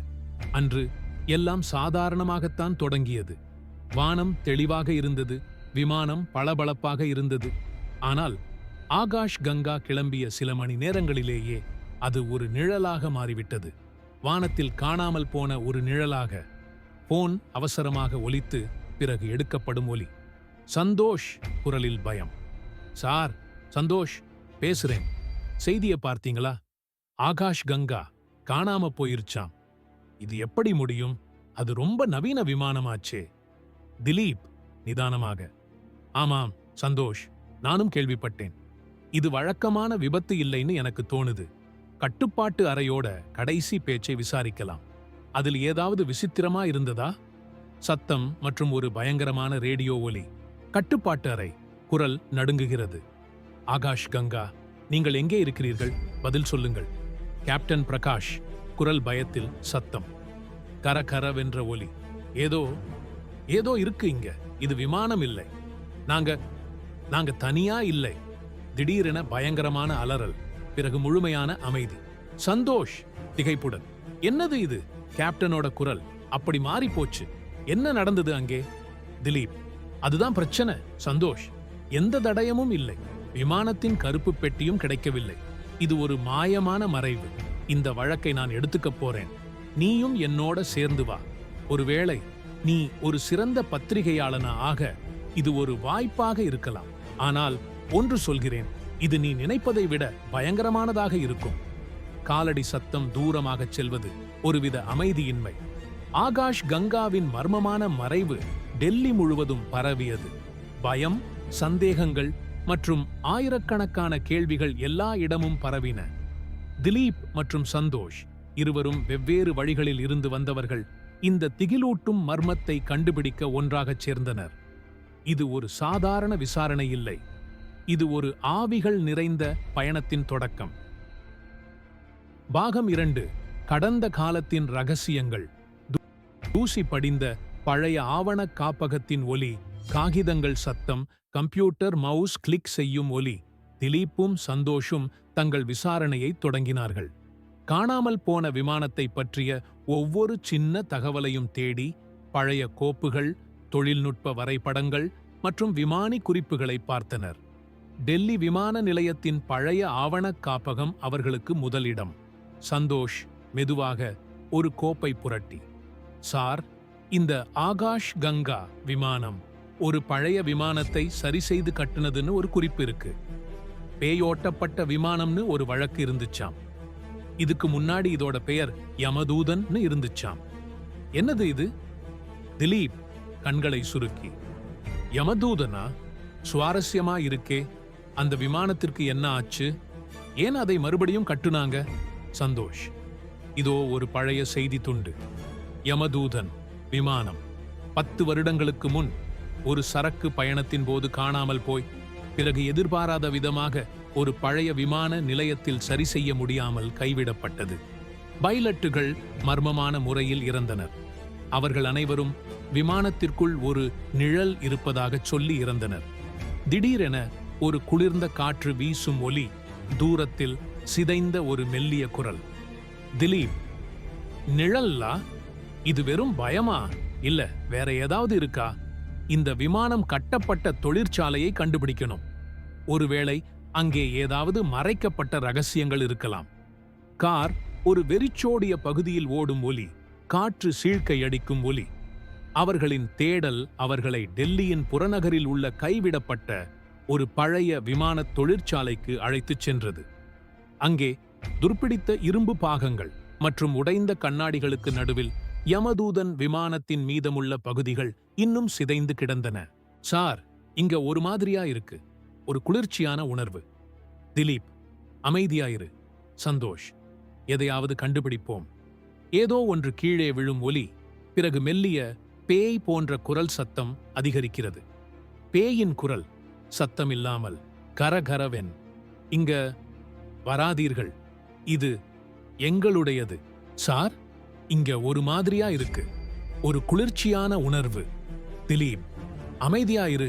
சந்தோஷ்: எதையாவது கண்டுபிடிப்போம். ஏதோ ஒன்று கீழே விழும் ஒலி, பிறகு மெல்லிய பேய் போன்ற குரல் சத்தம் அதிகரிக்கிறது. பேயின் குரல், சத்தமில்லாமல் கரகரவென். இங்க வராதீர்கள், இது எங்களுடையது. பாகம் 3: ரகசியங்களை அறிந்தவர். டெல்லியின் அமைதியான பழைய பகுதி, பறவைகள் ஒலி, தூரத்தில் பேச்சு சத்தம், ஒருவித பழமையான உணர்வு. டைரியில் இருந்த குறிப்புகளை பின்தொடர்ந்து திலீப்பும் சந்தோஷும் பழைய டெல்லியின் சந்துகளில் ஒரு வயதான பெண்ணை தேடினர். அஞ்சலி, அந்த டைரியை எழுதிய விமானியின் உறவினர், அந்த விமானத்தை பற்றிய ஒரு பழங்கால பயங்கரமான ரகசியத்தை வைத்திருந்தாள். கதவு மெதுவாக திறக்கும் ஒலி, தயக்கத்துடன் தட்டும் ஒலி. அஞ்சலி மெல்லிய சோர்வான குரல்: யாரு நீங்க? திலீப் மரியாதையுடன்: அம்மா, நாங்கள் ஆகாஷ் கங்கா விமான வழக்கை பற்றி விசாரிக்க வந்திருக்கிறோம். உங்கள் உறவினர் ஒருவரால் எழுதப்பட்ட ஒரு டைரி எங்களிடம் இருக்கிறது. அஞ்சலி மூச்சு விடும் ஒலி, திடீரென காற்றப்பத்தில் ஒரு குளிர்ச்சி. அஞ்சலி குரல் நடுங்குகிறது. ஆகாஷ் கங்காவா? அந்த சாபமான விமானமா? அதான் திரும்ப வந்துருச்சா? உட்காருங்க, நான் உங்களுக்கு எல்லாமே சொல்றேன். எங்க அண்ணன் இந்த கதை எனக்கு சொன்னார். அவர் இறக்கும் முன். ஒரு கப் சத்தம். அவள் யோசிக்க சிறிது நேரம் அமைதி. அஞ்சலி, என் அண்ணன் யமதூதன் விமானத்தில் ஒரு மெக்கானிக்காக வேலை செய்தார். அந்த விமானம் பல வருடங்களுக்கு முன்பு ஒரு பழைய போர் விமானத்தின் பாகங்களைக் கொண்டு கட்டப்பட்டது. அந்த போர் விமானம் ஒரு விபத்தில் சிக்கி அதிலிருந்த அனைவரும் மர்மமான முறையில் இறந்தனர். ஆனால் அவர்களின் ஆவிகள் அந்த விமானத்தின் இரும்புடன் சேர்ந்துவிட்டன என்று கிராமத்து மக்கள் நம்பினர். சந்தோஷ் குரலில் ஆச்சரியம். ஆவிகளா? அஞ்சலி, ஆமாம், அவர்கள் நிழல்கள் என்று அழைக்கப்படுவார்கள். அவர்கள் கோபமாக இருந்தனர். அவர்களுக்கு அமைதி கிடைக்கவில்லை. என் அண்ணன் சொன்னார், அந்த விமானத்திற்குள் ஒரு விசித்திரமான சக்தி இருப்பதை அவர் உணர்ந்தார். இயந்திரங்கள் தானாக இயங்கும், குரல்கள் கேட்கும், பொருட்கள் நகரும். அதனால்தான் அந்த விமானத்தின் உண்மையான பெயரை யமதூதன் என்று மாற்றினர். தூரத்தில் மெல்லிய சிதைந்த ஒரு அழுகை சத்தம், மனிதன் அழுவது போல, ஆனால் பயங்கரமாக. திலீப், இந்த ஆகாஷ் கங்கா விமானம் அதே பாகங்களைக் கொண்டு கட்டப்பட்டது என்று நீங்கள் சொல்கிறீர்களா? அஞ்சலி, ஆமாம், அண்ணன் எச்சரித்தார். அந்த பாகங்களை பயன்படுத்த வேண்டாம் என்று பலமுறை கூறினார். ஆனால் பணத்திற்காக அவர்கள் அதை பொருட்படுத்தவில்லை. இப்போது அந்த ஆவிகள் ஆகாஷ் கங்காவில் வந்துவிட்டன. அவர்கள் இன்னும் தங்கள் அமைதியை தேடுகிறார்கள் அல்லது பழிவாங்குகிறார்கள். ஒரு வழி இருக்கு, ஆனால் அது ஆபத்தானது. சந்தோஷ் ஆவலாக, என்ன வழி? அஞ்சலி, அந்த ஆவிகளுக்கு அமைதி கிடைக்க விமானம் எங்கிருந்து உருவானதோ அங்கேதான் அவர்களுக்கு விடுதலை கிடைக்கும். அவர்கள் ஒரு குறிப்பிட்ட சடங்கு மூலம்தான் விடுவிக்கப்பட முடியும். எங்க அண்ணன் ஒரு முறை அதை பற்றி சில குறிப்புகள் எழுதினார். அது அந்த டைரியின் கடைசி பக்கத்தில் மறைந்திருக்கும் ஒரு மந்திரம். அவள் டைரியை காட்டுகிறாள். சந்தோஷ் வேகமாக கடைசி பக்கத்தை திருப்புகிறான். ஒரு மறைந்த பகுதி தெரிகிறது. அதில் சின்ன சிக்கலான குறியீடுகள் மற்றும் ஒரு குறுகிய புரியாத கவிதை. திலீப் சந்தேகத்துடன், சடங்குகளா? இதெல்லாம் நடக்குமா? அஞ்சலி நிதானமாக, நம்பாதவர்களுக்கு இது வெறும் கதை. ஆனால் என் அண்ணன் சொன்னது உண்மை. அவர்கள் இப்போது விமானத்தை மீண்டும் அந்த இடத்திற்கு கொண்டு வர முயற்சிக்கிறார்கள். அது அவர்களுக்கு விடுதலை அளிக்கும். அல்லது அவர்கள் இந்த உலகத்தை தங்கள் விமானத்தின் மூலம் ஒரு நரகமாக மாற்றுவார்கள். இந்த விமானம் கடைசியாக வந்து சேர ஒரு இடம் இருக்கு. அதுதான் டெல்லி சர்வதேச விமான நிலையத்தின் பழைய ஓடுபாதை 7. காற்று வீசும் சத்தம் அதிகமாகிறது. ஒருவித பயங்கரமான உணர்வு அதிகரிக்கிறது. அஞ்சலியின் வார்த்தைகள் திலீப் மற்றும் சந்தோஷ் இருவரின் மனதிலும் ஆழமாக பதிந்தன. அவர்களின் அறிவுக்கு அப்பாற்பட்ட ஒரு உண்மையை அவர்கள் சந்தித்தனர். இப்போது அவர்களுக்கு தேவை அந்த விமானத்தை கண்டுபிடிப்பது, அந்த மந்திரத்தை சொல்வது மற்றும் அந்த ஆவிகளுக்கு அமைதியை கொடுப்பது. ஆனால் நேரம் அவர்களுக்கு சாதகமாக இல்லை. பாகம் 4, பேய் விமானத்தை தேடுதல். ரேடியோவில் அவசர செய்தி சத்தம் விட்டு வருகிறது. செய்தியாளர் குரல் பயம். ஆகாஷ் கங்கா விமானம் பல நாட்களாக காணாமல் போன நிலையில் டெல்லி விமான நிலையத்தின் பழைய ஓடுபாதை 7 மீது திடீரென ரேடாரில் தெரிகிறது. விமானம் எந்த கட்டுப்பாடும் இல்லாமல் வேகமாக தரையிறங்குகிறது. இது ஒரு விபத்தா அல்லது மர்மமான சக்திகளின் செயலா? திலீப் மற்றும் சந்தோஷ் வேகமாக ஓடும் ஒலி, தூரத்தில் சைரன், ஹெலிகாப்டர் சத்தம். சந்தோஷ் மூச்சு வாங்க, சார், அஞ்சலி சொன்னது உண்மை, விமானம் திரும்ப வந்துருச்சு. திலீப், சீக்கிரம், நாம் ஓடுபாதை 7க்கு போகணும். இந்த மந்திரத்தை தயார் பண்ணிக்க. மேலே ஹெலிகாப்டர் பறக்கும் ஒலி, பலத்த காற்று, மக்கள் கத்தும் ஒலி. ஆகாஷ் கங்கா ஒரு பேய் போல் டெல்லி விமான நிலையத்தின் பழைய ஓடுபாதை 7ஐ நோக்கி வந்தது. அது ஒரு இரும்பு பறவை அல்ல, அது ஒரு ஆவிகளின் வாகனமாக மாறியிருந்தது. திலீப்பும் சந்தோஷும் விமான நிலையத்தின் பாதுகாப்பு படைகளுடன் சேர்ந்து விமானம் தரையிறங்கும் இடத்திற்கு விரைந்தனர். விமானத்தின் சத்தம் அதிகமாகிறது. பயங்கரமான, இயற்கைக்கு மாறான கீறல் சத்தம், மின்சார சத்தம். கட்டுப்பாட்டு அறை குரல் நடுங்குகிறது ரேடியோவில். ஆகாஷ் கங்கா, நீங்கள் கட்டுப்பாட்டை மீறிச் செல்கிறீர்கள். உடனடியாக தரையிறங்குங்கள். பேயின் குரல் உரக்க வலிமிகுந்ததாக. விடுதலை, விடுதலை, நாங்கள் விடுதலை தேடுகிறோம். திலீப், சந்தோஷ், அந்த மந்திரத்தை படி, வேகமா. சந்தோஷ் வேகமாக டைரியை எடுக்கிறான். அவன் கைகள் நடுங்குகின்றன. நிலமே, கடலே, வானமே, இருளின் ஆவிகளே, ஒளி நோக்கி வாருங்கள். உங்கள் அமைதியை கண்டடையுங்கள். இந்த இரும்பு பறவையிலிருந்து விடுதலை பெறுங்கள். சாபங்கள் நீங்கி அமைதி மலரட்டும். மோட்சம், மோட்சம், மோட்சம். சந்தோஷ் கடைசி வார்த்தையை சொல்லும்போது விமானம் ஓடுபாதையில் ஒரு காது செவிடுபடும் சத்தத்துடன் மோதுகிறது. விமானத்திலிருந்து ஒரு பிரகாசமான கண்ணை பறிக்கும் ஒளி வெடித்து அதைத் தொடர்ந்து ஒரு இயற்கைக்கு அப்பாற்பட்ட அமைதி பரவுகிறது. பிறகு ஒரு அமைதியான மின்னும் நீல நிற ஒளி விமானத்தின் சிதைந்த பாகங்களில் இருந்து வெளிப்பட்டு மெதுவாக வானில் கரைகிறது. திலீப் திகைப்புடன், என்ன நடந்தது? சந்தோஷ் குரலில் ஆச்சரியம் மற்றும் பயபக்தி. ஆவிகள், அவை விடுதலை அடைந்து விட்டன என்று நினைக்கிறேன். மீட்பு சைரன்கள் நெருங்கும் ஒலி, அவசர வாகனங்கள், மக்கள் கவனமாக சிதைந்த பகுதியை நோக்கி நகரும் ஒலி ஒரு பெரிய அமைதி விமான நிலையத்தை ஆக்கிரமித்தது. ஆகாஷ் கங்காவின் சிதைந்த பாகங்கள் தரையில் கிடந்தன. ஆனால் அதில் இருந்த மர்மமான இருண்ட சக்தி போய்விட்டது. திலீப்பும் சந்தோஷும் ஒருவருக்கொருவர் பார்த்து கொண்டனர். அவர்கள் ஒரு நம்ப முடியாத பயணத்தை முடித்திருந்தனர். அவசர சேவைகளின் தூரத்து ஒலி ஒருவித பிரமிப்பு மற்றும் நிம்மதி உணர்வுடன் ஒலி மறைகிறது. பாகம் 5. அடுத்த கட்டம் மற்றும் ஒரு புதிய தொடக்கம். அமைதியான அலுவலகத்தின் ஒலி, ஜன்னல் வழியாக மெல்லிய காற்று, தூரத்தில் வாகனங்களின் ஒலி, ஒரு புயலுக்கு பிந்தைய அமைதி உணர்வு. ஆகாஷ் கங்கா விமானத்தின் விபத்து, அதன் பின்னால் இருந்த மர்மங்கள் டெல்லி முழுவதும் ஒரு பெரிய செய்தியாக மாறியது. அதிகாரப்பூர்வ அறிக்கைகள் இயந்திர கோளாறு என்று குறிப்பிட்டாலும் உண்மையை அறிந்த சிலருக்கு அது ஒரு பேயின் கதை.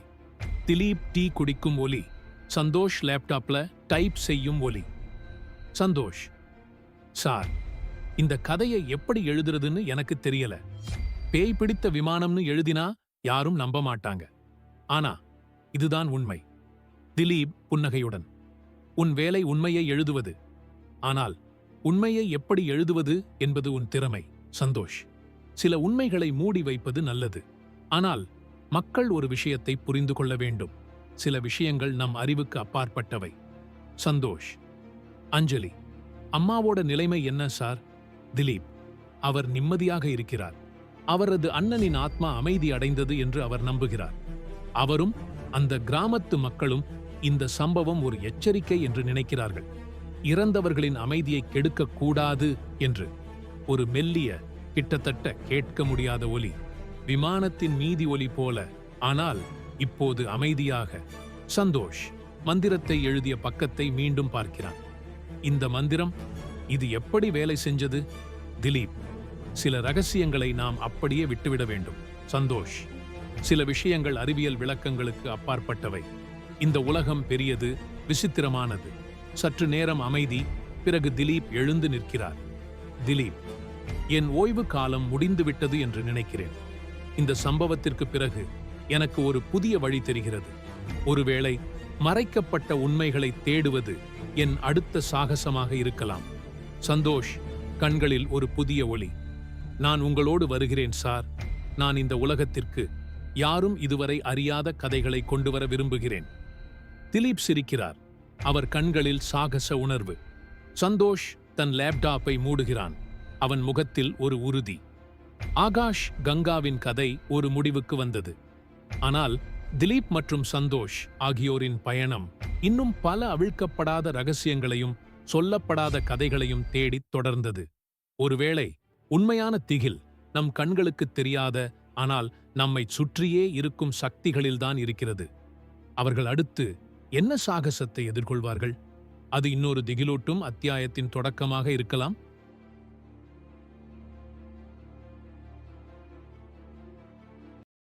தலைப்பு: மதுரை மோகினி, இரவின் கூக்குரல். மதுரையை அடுத்த ஒரு அமைதியான கிராமம். இரவில் ஆண்கள் மர்மமான முறையில் கொல்லப்படுகிறார்கள். இது மோகினி என்ற ஒரு பயங்கர பேயின் வேலை என்று கிராம மக்கள் நம்புகிறார்கள். அவள் இரவில் அழகான தோற்றத்தில் வந்து ஆண்களை மயக்கி பின்னர் கொடூரமாகக் கொல்கிறாள். இந்த மர்ம மரணங்களுக்கு பின்னால் உள்ள உண்மையை நிலா என்ற துணிச்சலான இளம்பெண் ஆராயத் தொடங்குகிறாள். தனது தம்பி முருகன் உட்பட கிராமத்து ஆண்கள் மோகினியின் குறிக்கு ஆளாகும்போது நிலா அவளை தடுக்க துணிகிறாள். மோகினியின் இருண்ட கடந்த காலத்தையும் அவளது கோபத்திற்கான காரணத்தையும் இந்த கொடூரமான பேயை எதிர்கொள்ள அவர்கள் மேற்கொள்ளும் சாகசப் பயணத்தையும் அதன் பயங்கரமான விளைவுகளையும் இந்த கதை விவரிக்கிறது. பாகம் 1. இரவின் நிழல். அமைதியான கிராமத்து ஒலிகள். தூரத்தில் நாய் குரைக்கும் சத்தம், மெல்லிய காற்று, மரங்களில் உரசும் சத்தம், வெட்டுக்கிளிகளின் ஒலி. படிப்படியாக ஒருவித மெல்லிய அமானுஷ்ய கிசுகிசுப்பு ஒலி கலக்கிறது. பின்னர் தொலைவில் ஒரு பெண்ணின் மெல்லிய மயக்கும் சிரிப்பொலி. தமிழகத்தின் பாரம்பரிய அடையாளமாய் மதுரை மாநகர், அதன் சுற்றிலும் அமைந்திருக்கும் கிராமங்கள் நிலத்தின் பசுமையைப் போல அமைதியாய் உறங்கிக் கொண்டிருந்தன. ஆனால் சில அமைதிகள் பெரும் புயலுக்கு முந்தைய மௌனம். இந்த புயல் இரவின் இருளிலிருந்து கிளம்பியது. ஆண்களை மட்டும் குறிவைக்கும் ஒரு மரண ஓலம். நிலா, என்னடா முருகா, இன்னும் தூங்கலையா? நாளைக்கு ஸ்கூலுக்கு போகணும்ல? முருகன் உள்ளிருந்து, அக்கா, எனக்கு ஒரு மாதிரியா இருக்கு. வெளியில ஏதோ சத்தம் கேக்குது. நிலா ஒரு துணிச்சலான இளம்பெண், கிராமத்து மக்களின் அச்சத்தை புரிந்து கொண்டவள். கடந்த சில மாதங்களாக கிராமத்தில் விசித்திரமான மரணங்கள் நிகழ்கின்றன. இரவில் ஆண்கள் மட்டும் மாயமாக மறைந்து பின்னர் மறுநாள் காலையில் அவர்களின் உடல்கள் கொடூரமாக சிதைந்த நிலையில் கண்டெடுக்கப்படுகின்றன. கிராம மக்கள் இதை மோகினி என்ற ஒரு பேயின் வேலையாக நம்பினர். நிலா தனது தம்பி முருகன் உட்பட கிராமத்து ஆண்களின் பாதுகாப்புக்காக பயந்தாள். கிராமத்து ஆண்கள் குழுவாக பேசும் மெல்லிய சத்தம், பயம் கலந்த குரல்கள். கிராமவாசி 1, நேத்து ராத்திரி நம்ம முத்துவும் இல்லையாம். காலையில காட்டு பக்கத்துல உடம்பு கிடந்ததாம். கிராமவாசி 2, இது மோகினி வேலைதான். அவ இரவெல்லாம் இந்த பக்கம் அலைஞ்சிட்டு இருக்கா. ஆண்கள் யாரும் வெளியில போகாதீங்க. நிலா இந்த கதைகளை முதலில் வெறும் கட்டுக்கதைகளாக கருதினாள். ஆனால் அவளது தம்பி முருகன் ஒரு நாள் இரவு ஒரு திகிலூட்டும் அனுபவத்தை சந்தித்தான். வீட்டின் சாளரக் கதவு மெதுவாக கீச்சொலியுடன் திறக்கும் சத்தம். முருகன் பயத்தில் அலறும் சத்தம். முருகன் பயத்தில் கதறுகிறான். அக்கா, அக்கா! நிலா படுக்கையிலிருந்து திடுக்கிட்டு எழுகிறாள். என்னடா ஆச்சு முருகா? முருகன் நடுங்கும் குரலில், அக்கா, ஜன்னலுக்கு வெளியில ஒரு பொண்ணு ரொம்ப அழகா இருந்துச்சு. என்னைய கூப்பிட்டுச்சு. நான் வெளியில போக போனேன். முருகன் ஜன்னலுக்கு வெளியே ஒரு அதீத அழகுடன் ஒரு பெண் தன்னை அழைத்ததாகவும் அவளை பார்த்ததும் மயங்கி அவளை பின்தொடரத் துடித்ததாகவும் கூறினான். ஆனால் நிலா சத்தம் போட்டதும் அந்த உருவம் மாயமாக மறைந்துவிட்டது. முருகனின் கண்கள் பயத்தில் அகல விரிந்திருந்தன. அவனது உடலில் ஒருவித குளிர்ச்சி படர்ந்திருந்தது. ஒருவித மர்மமான ஆனால் பதட்டமான இசை உயர்கிறது. மெல்லிய குளிர் காற்று அறையினுள் வீசும் ஒலி. நிலா சாளரத்திற்கு வெளியே பார்த்தபடி அவளுக்குள்ளேயே, அங்க யாரும் இல்லையே, முருகன் கனவு கண்டிருப்பான். அன்று இரவு நிலாவுக்கு தூக்கம் வரவில்லை. அவள் சாளரத்தின் அருகே சென்று இருண்ட கிராமத்தை பார்த்தாள். தூரத்தில் ஒரு பழைய கைவிடப்பட்ட கிணற்றின் அருகே ஒரு மெல்லிய ஒளி ஊடுருவும் உருவம் தெரிந்தது. அது ஒரு பெண்ணின் உருவம். அவள் கூந்தல் காற்றில் அசைந்தது. அந்த உருவம் மெதுவாக நகர அதைத் தொடர்ந்து ஒரு மெல்லிய எலும்புகளை உலுக்கும் அழுகைச் சத்தம் கேட்டது. தூரத்தில் மெல்லிய பெண்ணின் அழுகைச் சத்தம். காற்றின் ஓசை பயங்கரமாக மாறுகிறது. ஒருவித சில்லென்ற காற்று நிலாவை சூழ்ந்தது. நிலா குரல் நடுங்குகிறது. மோகினி. அவள் கண்கள் அகல விரிகின்றன. அப்போ இது நிஜமா? அந்த உருவம் சில வினாடிகள் அங்கேயே நின்றது. பின்னர் அது ஒருவித பயங்கரமான ஆனால் மயக்கும் சிரிப்புடன் இருளில் மறைந்தது. நிலாவுக்கு வியர்த்தது. கிராம மக்கள் வெறும் கட்டுக்கதைகளை சொல்லவில்லை என்பதை அவள் உணர்ந்தாள். மோகினி நிஜமாகவே அங்கு அலைந்து கொண்டிருக்கிறாள். அவளது தம்பி முருகனும் கிராமத்து ஆண்களும் பெரும் ஆபத்தில் உள்ளனர். இந்த இரவில் அடுத்து யார் பலியாவார்கள்? கேள்விகள் அவளை அலைக்கழித்தன. பாகம் 2. மோகினியின் அலைச்சல். மெல்லிய கிராமத்தின் இருண்ட ஒலிகள். அமானுஷ்ய கிசுகிசுப்பு ஒலி மீண்டும் எழும்புகிறது. பின்னணியில் விட்டுவிட்டு கேட்கும் ஒரு பெண்ணின் சோகமான பாடல். ஆனால் அது அச்சுறுத்தும் விதமாக மாறுகிறது. மோகினியின் திகிலூட்டும் தரிசனம் நிலாவின் மனதை உலுக்கியது. அவள் கிராமத்து மக்களின் பயத்தை புரிந்து கொண்டாள். மோகினி சும்மா ஒரு பேய் அல்ல.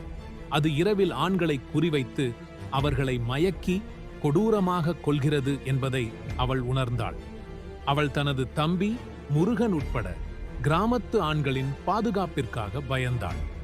கிராமத்து டீ கடையில் மக்கள் குழுவாக பேசும் சத்தம், பயம் கலந்த குரல்கள். கிராமவாசி 3. நேத்து ராத்திரி நம்ம பண்ணைக்கார ஐயா மகன் காணாம போயிட்டானாம். உடம்பு காலையிலையும் கிடைக்கலையாம். கிராமவாசி 4. இந்த மோகினியை தடுக்கணும். நம்ம கிராமத்துக்கு ஒரு சாபம் வந்துருச்சு. அடுத்தடுத்த நாட்களில் கிராமத்தில் மேலும் பல ஆண்கள் மர்மமான முறையில் கொல்லப்பட்டனர். அவர்களின் உடல்கள் கொடூரமான முறையில் சிதைக்கப்பட்டு கண் பார்வைக்கு இடமளிக்காத இடங்களில் கண்டெடுக்கப்பட்டன. இந்த மரணங்கள் கிராமத்தை பெரும் பீதியில் ஆழ்த்தின. இன்ஸ்பெக்டர் ராகவன் நகரத்திலிருந்து இந்த வழக்கை விசாரிக்க வந்திருந்தார். போலீஸ் சைரன் ஒலி. இன்ஸ்பெக்டர் ராகவன் பேசும் கண்டிப்பான குரல். இன்ஸ்பெக்டர் ராகவன் கண்டிப்பான குரலில், என்ன நடந்தது இங்கே? இது சீரியல் கில்லிங் மாதிரி இருக்கு. யாரு இதை செய்யறாங்க? இன்ஸ்பெக்டர் ராகவன் ஆரம்பத்தில் இதை மனித கொலைகளாக கருதினார். ஆனால் ஒவ்வொரு உடலிலும் தெரிந்த ஒத்த காயங்களும் கிராம மக்களின் மோகினி பற்றிய கதைகளும் அவருக்கு குழப்பத்தை ஏற்படுத்தின.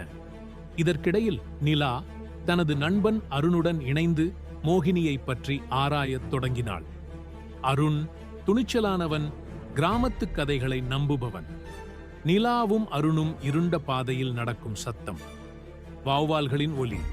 அருண் குரல் தாழ்த்தி, நிலா, நாம ஏன் இந்த ராத்திரி வேளையில இந்த சுடுகாட்டு பக்கம் வர்றோம்? இங்கதான் மோகினி அலைவான்னு சொல்வாங்க. நிலா உறுதியுடன், பயப்படாத அருண், இந்த மரணங்களுக்கு பின்னால் உள்ள உண்மையை நாம் கண்டுபிடிக்கணும். மோகினி எதுக்காக ஆண்களை மட்டும் கொல்லுறா? நிலாவும் அருணும் மோகினியின் தாக்குதல்களில் இருந்து தப்பிய சில கிராம மக்களை சந்தித்தனர். அவர்களில் ஒருவரான மீனாட்சி தனது கணவனை மோகினிக்கு பலி கொடுத்திருந்தாள். அவள் பயத்துடன் தனது அனுபவத்தை பகிர்ந்து கொண்டாள். மீனாட்சியின் நடுங்கும் குரல், ஒரு பெண்ணின் அழுகை. மீனாட்சி பயத்துடன், என் புருஷன ஒரு அழகா பொண்ணு கூப்பிட்டுச்சு. நான் பார்த்தேன், அவ ரொம்ப அழகா இருந்தா. அவள் பின்னாடி போனான். அப்புறம் அவன் உடம்புதான் கிடைச்சுது. இது மோகினிதான். அவ ரொம்ப பேராசைக்காரி. ஆண்களோட ரத்தத்தை குடிப்பா. இந்த தகவல்கள் நிலாவையும் அருணையும் மேலும் குழப்பின. அவர்கள் கிராமத்தின் பெரியவரான வேலன் ஐயாவை சந்தித்தனர். வேலன் ஐயாவுக்கு கிராமத்தின் பண்டைய கதைகளும் அமானுஷ்ய நிகழ்வுகளும் நன்கு தெரியும். வேலன் ஐயாவின் வீட்டின் அமைதி, மரத்தரை மீது காலடி சத்தம். வேலன் ஐயா பயபக்தி கலந்த குரலில், மோகினி, அவள் ஒரு சாதாரண ஆவி அல்ல. அவள் ஒரு தாபச மோகினி. தனது ஆசைகள் நிறைவேறாமல் துரோகத்தால் கொல்லப்பட்ட ஒரு ஆன்மா. அவளுக்கு முக்தி கிடைக்கல. அதனால அவள் இரவில் ஆண்களை மயக்கி தனது பழிவாங்கலை தொடர்கிறாள். நிலா, பழிவாங்கலா? யாரு பழிவாங்குறா ஐயா? ஏன் ஆண்களை மட்டும்? வேலன் ஐயா, அவளுடைய கடந்த காலம் இந்த கிராமத்து மண்ணோட கலந்திருக்கு தேவி. அவளுடைய மரணத்துக்கு ஒரு சில ஆண்கள்தான் காரணம். அவளுடைய ஆன்மா இந்த கிராமத்தை விட்டு வெளியேற முடியல. அவளுக்கு இந்த மண்ணுல தான் சாந்தி கிடைக்கும், இல்லைனா? வேலன் ஐயாவின் குரல் இடறுகிறது. வேலன் ஐயாவின் வார்த்தைகள் நிலாவையும் அருணையும் அதிர்ச்சியில் ஆழ்த்தின. மோகினி வெறும் ஒரு பேய் அல்ல. அவள் ஒரு துயரமான ஆன்மா. அவளது பழிவாங்கலுக்கு ஒரு காரணம் இருந்தது. மோகினியின் கடந்த காலத்தை அறிய அவர்கள் மேலும் ஆழமாக கிராமத்தின் வரலாற்றை தேட ஆரம்பித்தனர். மோகினியின் மரணத்திற்கு பின்னால் உள்ள ரகசியம் என்ன? அந்த கொடூரமான பழிவாங்கல் எப்படி முடிவுக்கு வரும்? கேள்விகள் அவர்களை அலைக்கழித்தன. தீவிரமான மர்மமான இசை உயர்கிறது. ஒரு பெண்ணின் சோகமான பாடல். அது பயங்கரமான ஓலமாக மாறி திடீரென நின்று விடுகிறது. பாகம் 3. புதைந்த ரகசியம், அடர்ந்த மர்மமான பண்டைய கோவிலின் ஒலி, மெல்லிய காற்று சத்தம், தூரத்தில் ஆந்தையின் கூவல், ஒருவித மனதை அச்சுறுத்தும் அமைதி. வேலன் ஐயாவின் தகவல்கள் நிலாவுக்கும் அருணுக்கும் ஒரு புதிய வழியை காட்டின. மோகினியின் பழிவாங்கலுக்குப் பின்னால் ஒரு துயரமான கடந்த காலம் இருக்கிறது. அந்த புதைந்த ரகசியத்தை வெளிக்கொணர அவர்கள் இருவரும் கிராமத்தை விட்டு வெளியே பல நூற்றாண்டுகளாக கைவிடப்பட்ட ஒரு பழைய அரண்மனை இடிபாடுகளை நோக்கிச் சென்றனர். இந்த அரண்மனை அதன் இருண்ட வரலாற்றுக்காக பெயர் பெற்றது. அருண் குரல் தாழ்த்தி, நிலா, இந்த அரண்மனை ரொம்ப இருட்டா இருக்கு. இங்கதான் மோகினி ஆரம்பத்துல இருந்திருப்பான்னு சொல்றாங்க. நிலா பயத்தையும் மீறி உறுதியுடன், இந்த அரண்மனையில தான் மோகினியோட உண்மை கதை இருக்கு அருண். நாம் அதை கண்டுபிடிக்கணும். அவர்கள் அரண்மனையின் உள்ளே நுழைந்தனர். சுவர் முழுவதும் விரிசல்கள், செடிகள் படர்ந்திருந்தன. உள்ளே ஒருவித அழுக்கு படிந்த பழைய வாசனை மற்றும் ஒருவித அழுகிய மனம். அவர்கள் ஒரு மறைக்கப்பட்ட பாதையை கண்டனர். அது அரண்மனையின் ஆழமான அடித்தளத்திற்கு சென்றது. சுற்றுப்புற ஒலி, பழைய படிகள் மீது காலடி சத்தம், மரப்பலகைகள் கீச்சொலிக்கும் சத்தம், ஒருவித நிலத்தடி குளிர்ச்சி. நிலா பலாஷ் லைட்டை அடித்தபடி, இங்க பாரு அருண், இந்த பாதையில ஏதோ இருக்கு. அடித்தளத்தில் அவர்களுக்கு ஒரு பழைய உடைந்த சிலை தெரிந்தது. சிலையின் அடியில் பல நூற்றாண்டுகளுக்கு முன்பு பயன்படுத்தப்பட்ட ஒரு சிறிய பெட்டி. பெட்டிக்குள் ஒரு பழைய மங்கலான ஓவியம் மற்றும் சில காய்ந்த மலர்கள் இருந்தன. ஓவியத்தில் ஒரு அழகான பெண் நடனமாடும் கோலத்தில். அது காவேரி. சுற்றுப்புற ஒலி, ஒரு பழைய பெட்டி திறக்கும் சத்தம், ஒரு பழைய ஓவியம் கையாளப்படும் சத்தம், காற்றின் ஒரு புலம்பல் போன்ற சத்தம். அருண் ஓவியத்தை பார்த்தபடி, இது காவேரி, மோகினி. அப்போ அவ ஒரு நடனக்காரி. ஓவியத்திற்கு பின்னால் ஒரு பழமையான ஓலைச்சுவடி இருந்தது. அதில் காவேரி ஒரு புகழ்பெற்ற தேவதாசி, கோயிலுக்கு சேவை செய்யும் நடனக்காரி என்றும் அவள் ஒரு சாதாரண போர் வீரனை காதலித்ததாகவும் எழுதப்பட்டிருந்தது. ஆனால் அந்த கிராமத்தின் பலம் வாய்ந்த தலைவர்கள் காவேரியின் அழகை அடைய விரும்பினர். அவள் மறுத்தபோது அவர்கள் அவளை கொடூரமாக பழிவாங்கினர். சுற்றுப்புற ஒலி, ஒரு பழைய ஓலைச்சுவடி புரட்டப்படும் சத்தம், ஒரு மெல்லிய ஆனால் வேதனையான பெண் குரலின் முணுமுணுப்பு. நிலா ஓலைச்சுவடியை படித்தபடி அதிர்ச்சியுடன், காவேரி தனது காதலனுடன் தப்பி ஓட முயற்சிக்கும்போது கிராமத்து தலைவர்களால் பிடிக்கப்பட்டு அவளது காதலன் கண்முன்னே கொடூரமாக கொல்லப்பட்டாள். அப்போதுதான் ஒரு பெரும் திருப்பம் நிகழ்ந்தது. காவேரி அந்த தலைவர்களால் ஒரு குறிப்பிட்ட சடங்கு செய்து அவளது ஆன்மாவை இந்த கிராமத்து மண்ணில் பிணைத்தனர். அவள் அங்கேயே மரணமடைந்தாள்.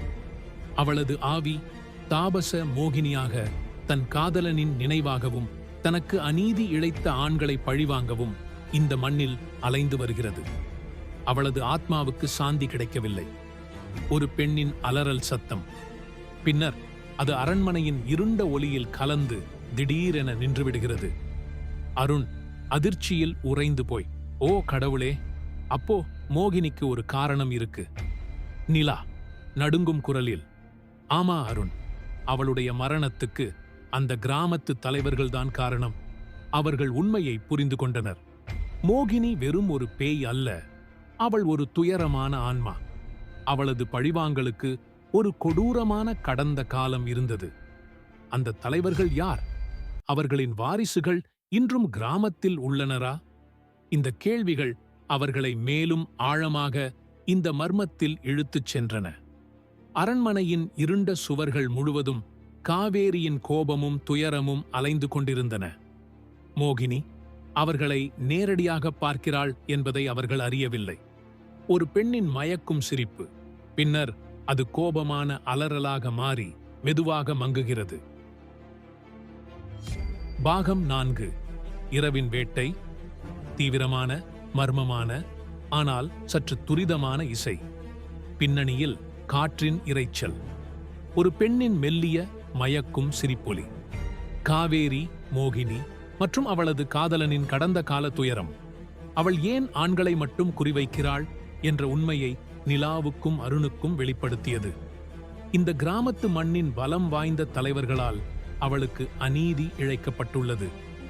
இனி இந்த மோகினியை வெறும் பயந்து ஓடுவதால் தடுக்க முடியாது என்பதை அவர்கள் உணர்ந்தனர்.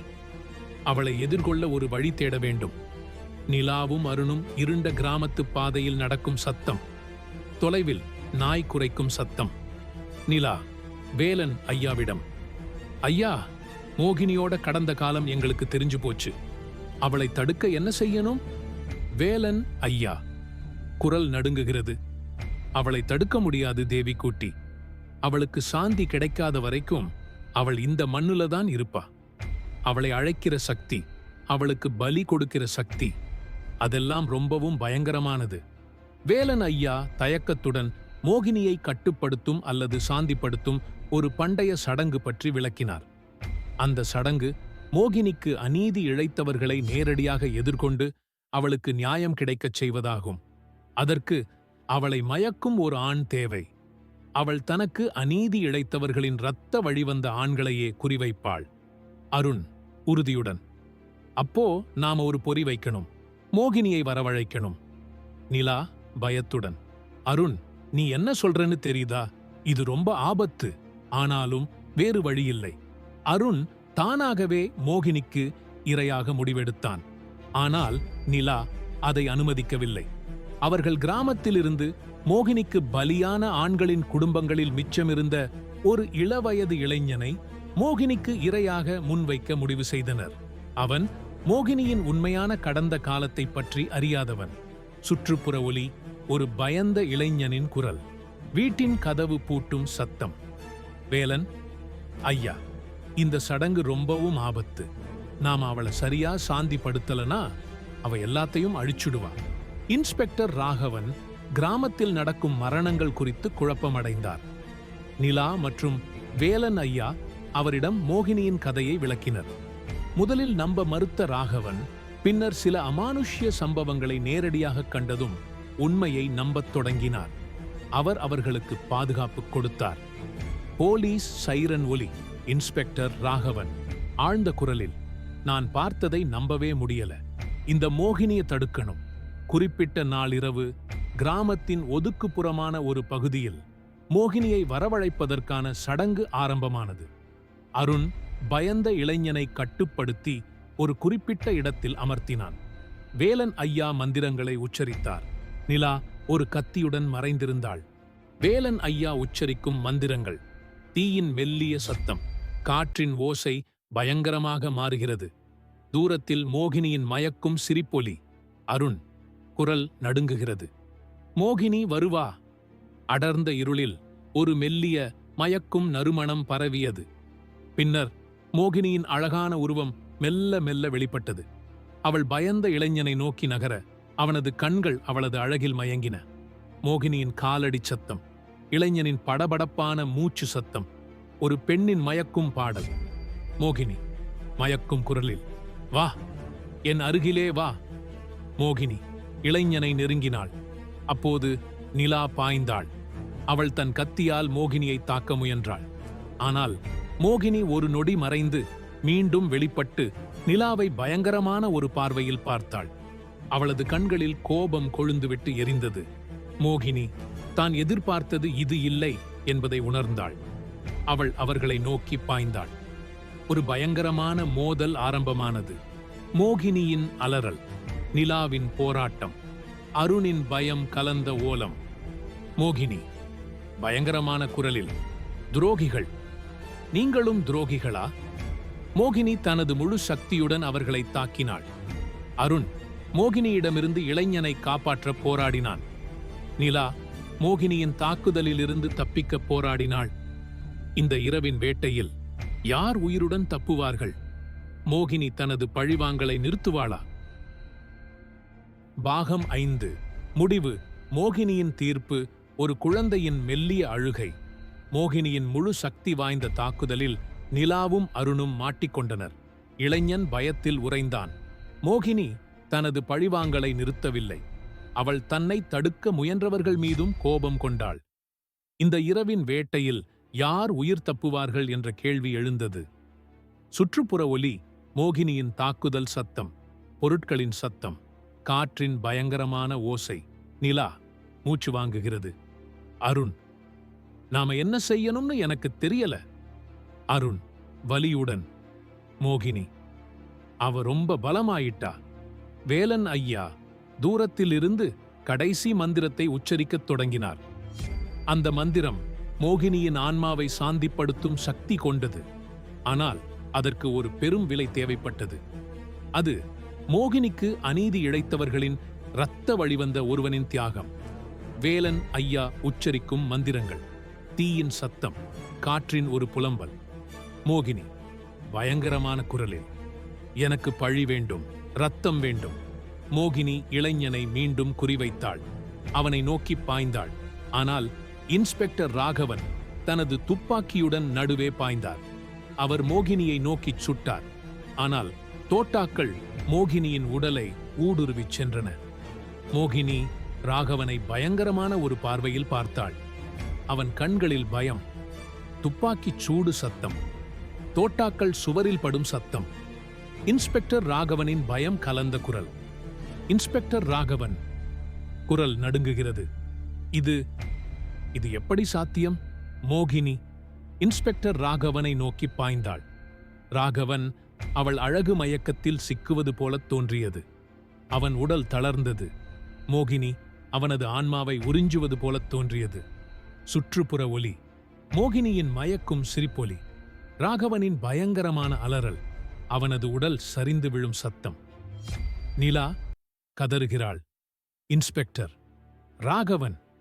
மோகினி ராகவனை முடித்துவிட்டு மீண்டும் இளைஞனை நோக்கித் திரும்பினாள். அவளுக்கு தனது பழிவாங்கலுக்கு ஒரு முடிவு கட்ட வேண்டும். அவள் இளைஞனை நோக்கி பாய, நிலா தன் கடைசி முயற்சியாக மோகினிக்கு அநீதி இழைத்த தலைவர்களின் வாரிசுகளைப் பற்றி சிந்தித்தாள். கிராமத்தில் அவர்கள் இன்னும் இருக்கிறார்கள். உச்சக்கட்ட பயங்கரமான இசை, ஒரு குழந்தையின் அழுகை. நிலா குரல் நடுங்குகிறது. மோகினி, நீ பழிவாங்க வந்தவ, உனக்கு நியாயம் வேணும். மோகினி இளைஞனை நெருங்கும் வேளையில் திடீரென ஒரு பெரும் காற்று வீசியது. அந்த காற்று மோகினியைச் சுற்றிலும் சுழன்றடித்தது. வேலன் ஐயா தனது கடைசி மந்திரத்தை உச்சரித்து அந்த காற்றின் சக்தியை மோகினிக்கு எதிராக பயன்படுத்தினார். மோகினி ஒரு கணம் தளர்ந்தாள். வேலன் ஐயா உச்சரிக்கும் மந்திரங்கள், காற்றின் பயங்கரமான ஓசை, ஒரு பயங்கரமான சத்தம். வேலன் ஐயா குரல் நடுங்குகிறது. மோகினி, உனக்கு நியாயம் கிடைச்சாச்சு. அவங்க வாரிசுகள் இங்க இருக்கிறாங்க. நிலா மோகினிக்கு அநீதி இழைத்த தலைவர்களின் இரத்த வழிவந்த கிராமத்தில் இன்னும் வாழ்ந்து வந்த சில ஆண்களின் பெயர்களை உச்சரித்தாள். மோகினி அவர்களின் பெயர்களை கேட்டதும் அவள் கண்களில் ஒருவித கோபம் கொழுந்துவிட்டு எரிந்தது. அவள் அந்த இளைஞனை விட்டுவிட்டு அந்த ஆண்களை தேடி இருளில் மறைந்தாள். அவளது பழிவாங்கல் தொடர்ந்தது. மோகினியின் பயங்கரமான அலறல், பின்னர் ஒரு பயங்கரமான சிரிப்பு. அடுத்த நாள் அந்த கிராமத்தில் மோகினிக்கு அநீதி இழைத்த தலைவர்களின் இரத்த வழிவந்த சில ஆண்கள் மர்மமான முறையில் கொல்லப்பட்டனர். அவர்களின் உடல்கள் கொடூரமாக சிதைக்கப்பட்டிருந்தன. மோகினியின் பழிவாங்கல் முடிவடையவில்லை. அவள் அலைந்து கொண்டே இருக்கிறாள். இறுதியாக ஒரு குழந்தையின் திகிலூட்டும் சிரிப்பு காற்றில் கலக்கிறது. பின்னர் அதுவும் மெதுவாக மறைந்து போகிறது. ஒரு பெண்ணின் மயக்கும் பாடல் தூரத்தில் மெல்ல ஒலிக்கிறது. நிலாவும் அருணும் உயிர் தப்பினர். ஆனால் அவர்களின் மனது பயத்தில் உறைந்திருந்தது. இன்ஸ்பெக்டர் ராகவன் இறந்தார். மோகினிக்கு சாந்தி கிடைக்கவில்லை. கிராமம் முழுவதும் இன்றும் இரவு நேரங்களில் ஒருவித பயத்தில் உறைந்துள்ளது. மோகினி தனது பழிவாங்கலை தொடர்கிறாள். சில ரகசியங்கள் வெளிப்படாமல் இருப்பதே நல்லது. சில சாபங்கள், அவை ஒருபோதும் முடிவடையாது. இறுதியாக ஒரு பெண்ணின் மயக்கும் ஆனால் அச்சுறுத்தும் சிரிப்பு மட்டும் காற்றில் கலந்து மறைந்து போகிறது.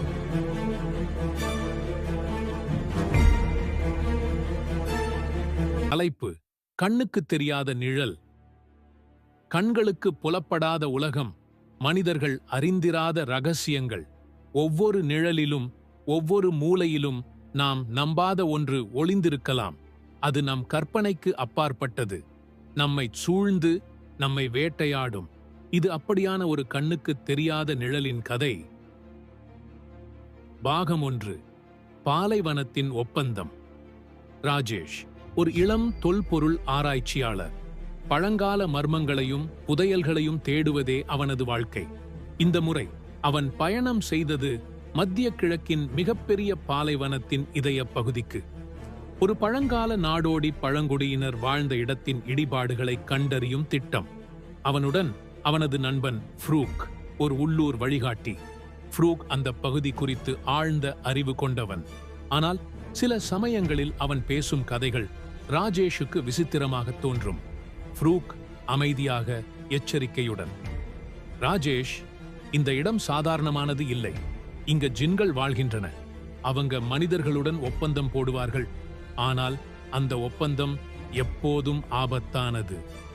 ராஜேஷ் சிரித்து, என்ன ஃப்ரூக், இந்த காலத்திலையும் இந்த பேய் பிசாசு கதைகளை நம்புறியா? நாடோடி பழங்குடியினர் மறைத்து வைத்த புதையல் கிடைச்சா போதும். அவர்கள் பல நாட்கள் பாலைவனத்தில் அலைந்தனர். வெப்பம், தாகம், சோர்வு. ஒரு நாள் மாலை தூரத்தில் ஏதோ ஒரு மங்கலான உருவம் தெரிந்தது. அது ஒரு பெரிய பாழடைந்த கோட்டை.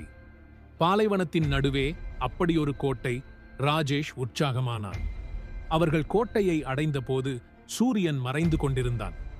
கோட்டைக்குள் நுழைந்ததும் ஒருவித விசித்திரமான குளிர்ச்சி ராஜேஷை ஆட்கொண்டது. ஃப்ரூக் அச்சத்துடன் சுற்றுமுற்றும் பார்த்தான். ஃப்ரூக் நடுங்கும் குரலில், இதுதான் ஜின்களின் கோட்டை. நான் இங்கிருந்து வெளியே போகணும். ராஜேஷ் கண்டும் காணாமல், ஃப்ரூக், என்ன இது குழந்தைத்தனமா? இது வெறும் கற்கள். உள்ளே போவோம். அவர்கள் கோட்டையின் மையப்பகுதியை அடைந்தபோது ஒரு பெரிய உடைந்த சிலை இருந்தது. சிலையின் அடியில் சில அரேபிய எழுத்துக்கள் பொறிக்கப்பட்டிருந்தன. ராஜேஷ் அதை கவனமாக படித்தான். ராஜேஷ் தனக்குள்ளேயே சத்தமாக, இது ஒரு ரகசிய ஒப்பந்தத்தை பற்றி சொல்கிறது. செல்வமும் சக்தியும் தருவதாக. ஆனால் அதற்கு ஒரு விலை உண்டு. ஒவ்வொரு பௌர்ணமி அன்றும் நீ அழைக்கும்போது நாங்கள் உன்னுடன் இருப்போம்.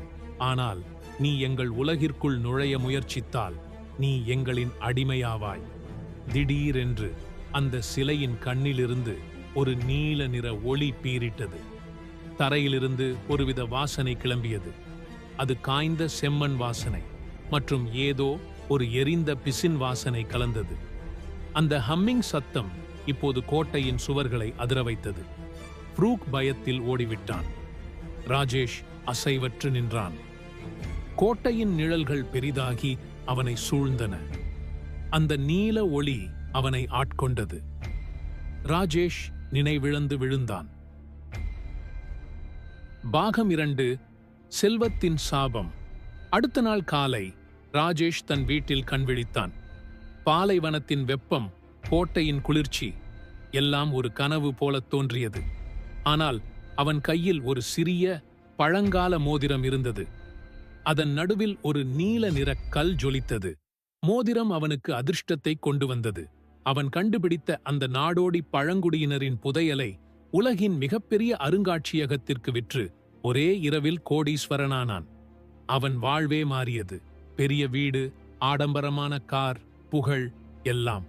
ஆனால் ஒரு விசித்திரமான விஷயம் நடந்தது. ஒவ்வொரு பௌர்ணமி அன்றும் இரவு நேரத்தில் அந்த மோதிரம் லேசாகச் சூடானது. அப்போது ராஜேஷுக்கு ஒருவித தூண்டுதல் ஏற்படும். யாரோ தன்னுடன் பேச விரும்புவது போல. அவன் யாரையும் பார்க்க மாட்டான். ஆனால் ஒரு மெல்லிய குரல் அவன் காதுகளில் ஒலிக்கும். ஜின் குரல், மெல்லிய, வசியம் செய்யும். நீ எங்களை அழைத்தாய். நீ எங்கள் ஒப்பந்தத்தை ஏற்றாய். நீ கேட்டது கிடைக்கும். இன்னும் நிறைய கிடைக்கும். ராஜேஷ் ஆரம்பத்தில் இதை பெரிதாக எடுத்துக்கொள்ளவில்லை. பணத்தின் போதையில் திளைத்தான். ஆனால் சில சமயங்களில் அவன் தனியாக இருக்கும்போது தன் நிழல் அசையாமல் இருப்பது போலவும், ஆனால் அதிலிருந்து ஒரு மெல்லிய உருவம் பிரிந்து செல்வது போலவும் அவனுக்கு தோன்றும். ஒரு நாள் அவன் நண்பன் ஃப்ரூக் அவனை தேடி வந்தான். ஃப்ரூக் மிகவும் பயந்து போயிருந்தான்.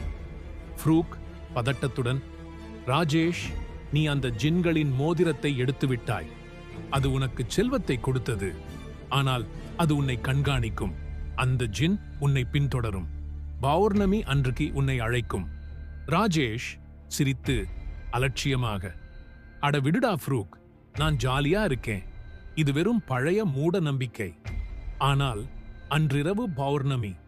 ராஜேஷ் ஒரு பெரிய விருந்து ஏற்பாடு செய்திருந்தான். விருந்து நடந்து கொண்டிருக்கும் போது அவனது கை மோதிரம் சூடானது. அவனுக்கு அந்த குரல் கேட்டது. ஜின் குரல். உன் உலகம் அழியப் போகிறது. நீ விரும்பியதை கொடுத்தோம்.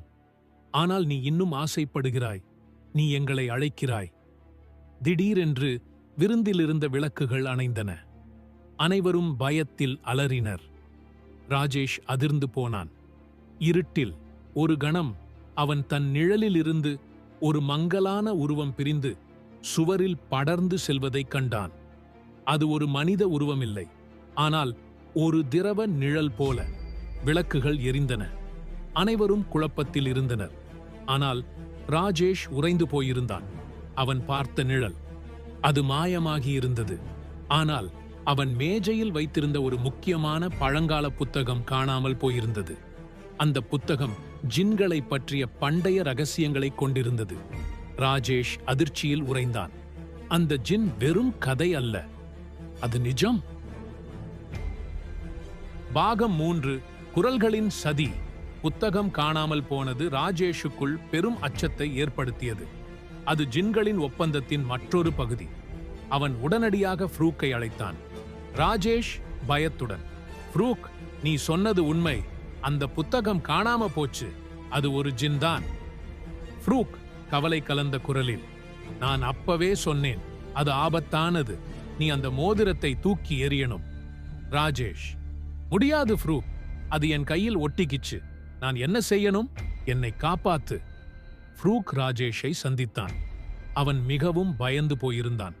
அவர்கள் ஜின்களைப் பற்றி பழைய நூல்களிலும் இணையத்திலும் தேட ஆரம்பித்தனர். ஜின்கள் மனித உருவம் எடுக்காது, ஆனால் நிழலாகவோ புகையாகவோ உருமாறும்.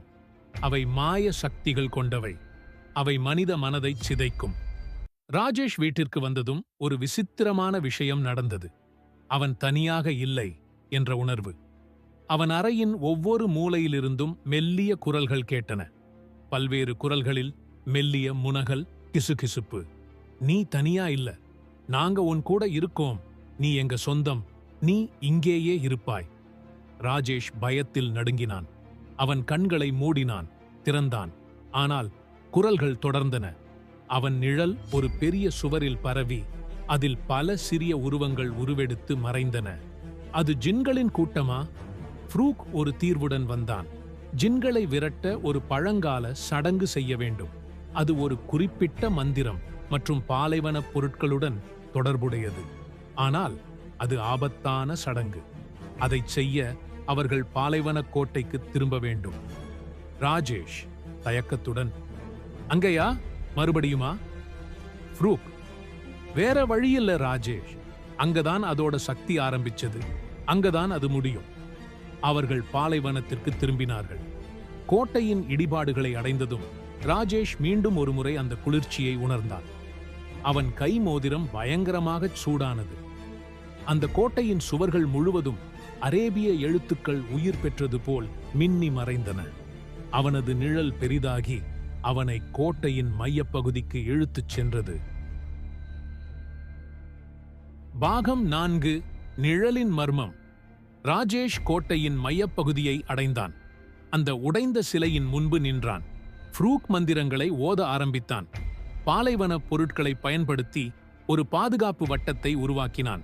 ஃப்ரூக் வேகமாக மந்திரங்களை ஓதி, தூய ஆவிகளே, எங்களை இந்த இருட்டு சக்தியிலிருந்து காப்பாற்றுங்கள்.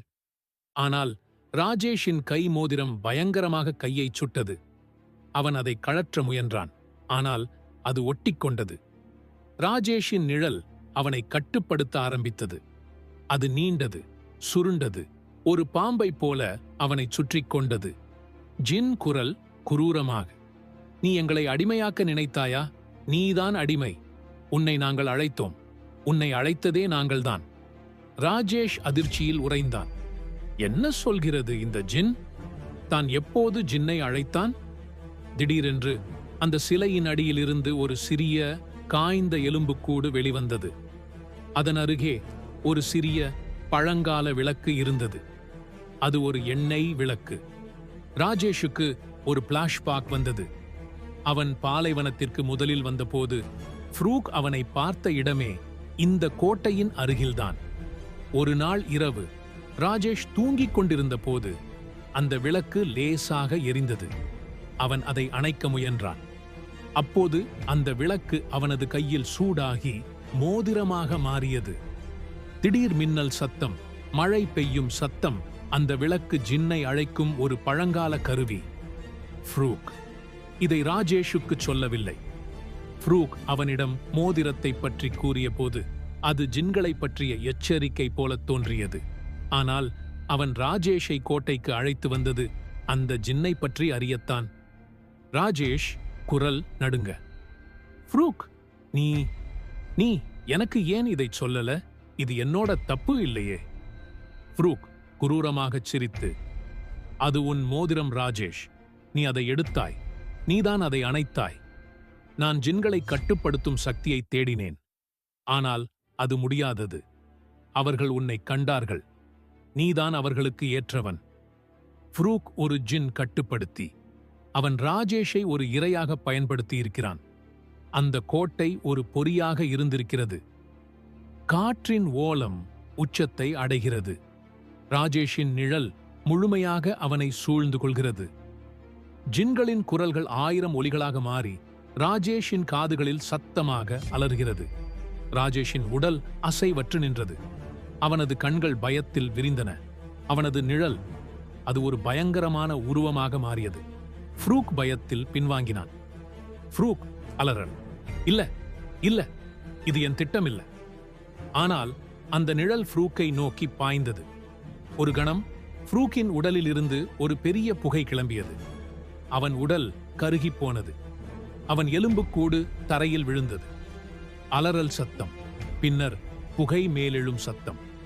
ஒரு அமைதி. ராஜேஷ் தனித்து நின்றான். மோதிரம் இன்னும் அவன் கையில் இருந்தது. ஆனால் இப்போது அது குளிர்ச்சியாக இருந்தது. நிழல் மீண்டும் அவனது சொந்த நிழலாக மாறியது. ஆனால் அவன் முகத்தில் ஒரு வெற்றிடமான பார்வை. அவனது உயிர் அது ஜின்களால் சூறையாடப்பட்டது. அந்த இரவுக்குப் பிறகு ராஜேஷ் ஒருபோதும் பழைய ராஜேஷாக இருக்கவில்லை. அவன் வாழ்ந்தான், ஆனால் அவன் கண்கள் உயிர் இல்லாதிருந்தன. சில சமயங்களில் அவன் நிழல் ஒரு விசித்திரமான கோணத்தில் நிற்கும். பௌர்ணமி நாட்களில் ராஜேஷின் வீட்டிலிருந்து ஒரு மெல்லிய ஹம்மிங் சத்தம் கேட்பதாக மக்கள் சொல்வார்கள். கண்களுக்கு புலப்படாத உலகம், அது எப்போதும் நம்மை சூழ்ந்துதான் இருக்கிறது. நாம் அறியாமல் செய்யும் ஒரு சின்ன தவறு, ஒரு சின்ன ஆசை, அது நம்மை என்றென்றும் அடிமையாக்கக்கூடும். ஜின்களின் உலகம், அது செல்வத்தையும் அழிவையும் ஒரு சேரத்தரும் ஒரு மாயக் கண்ணி. விடியாத இரவு, அந்த நிழலின் நிஜமான கதை.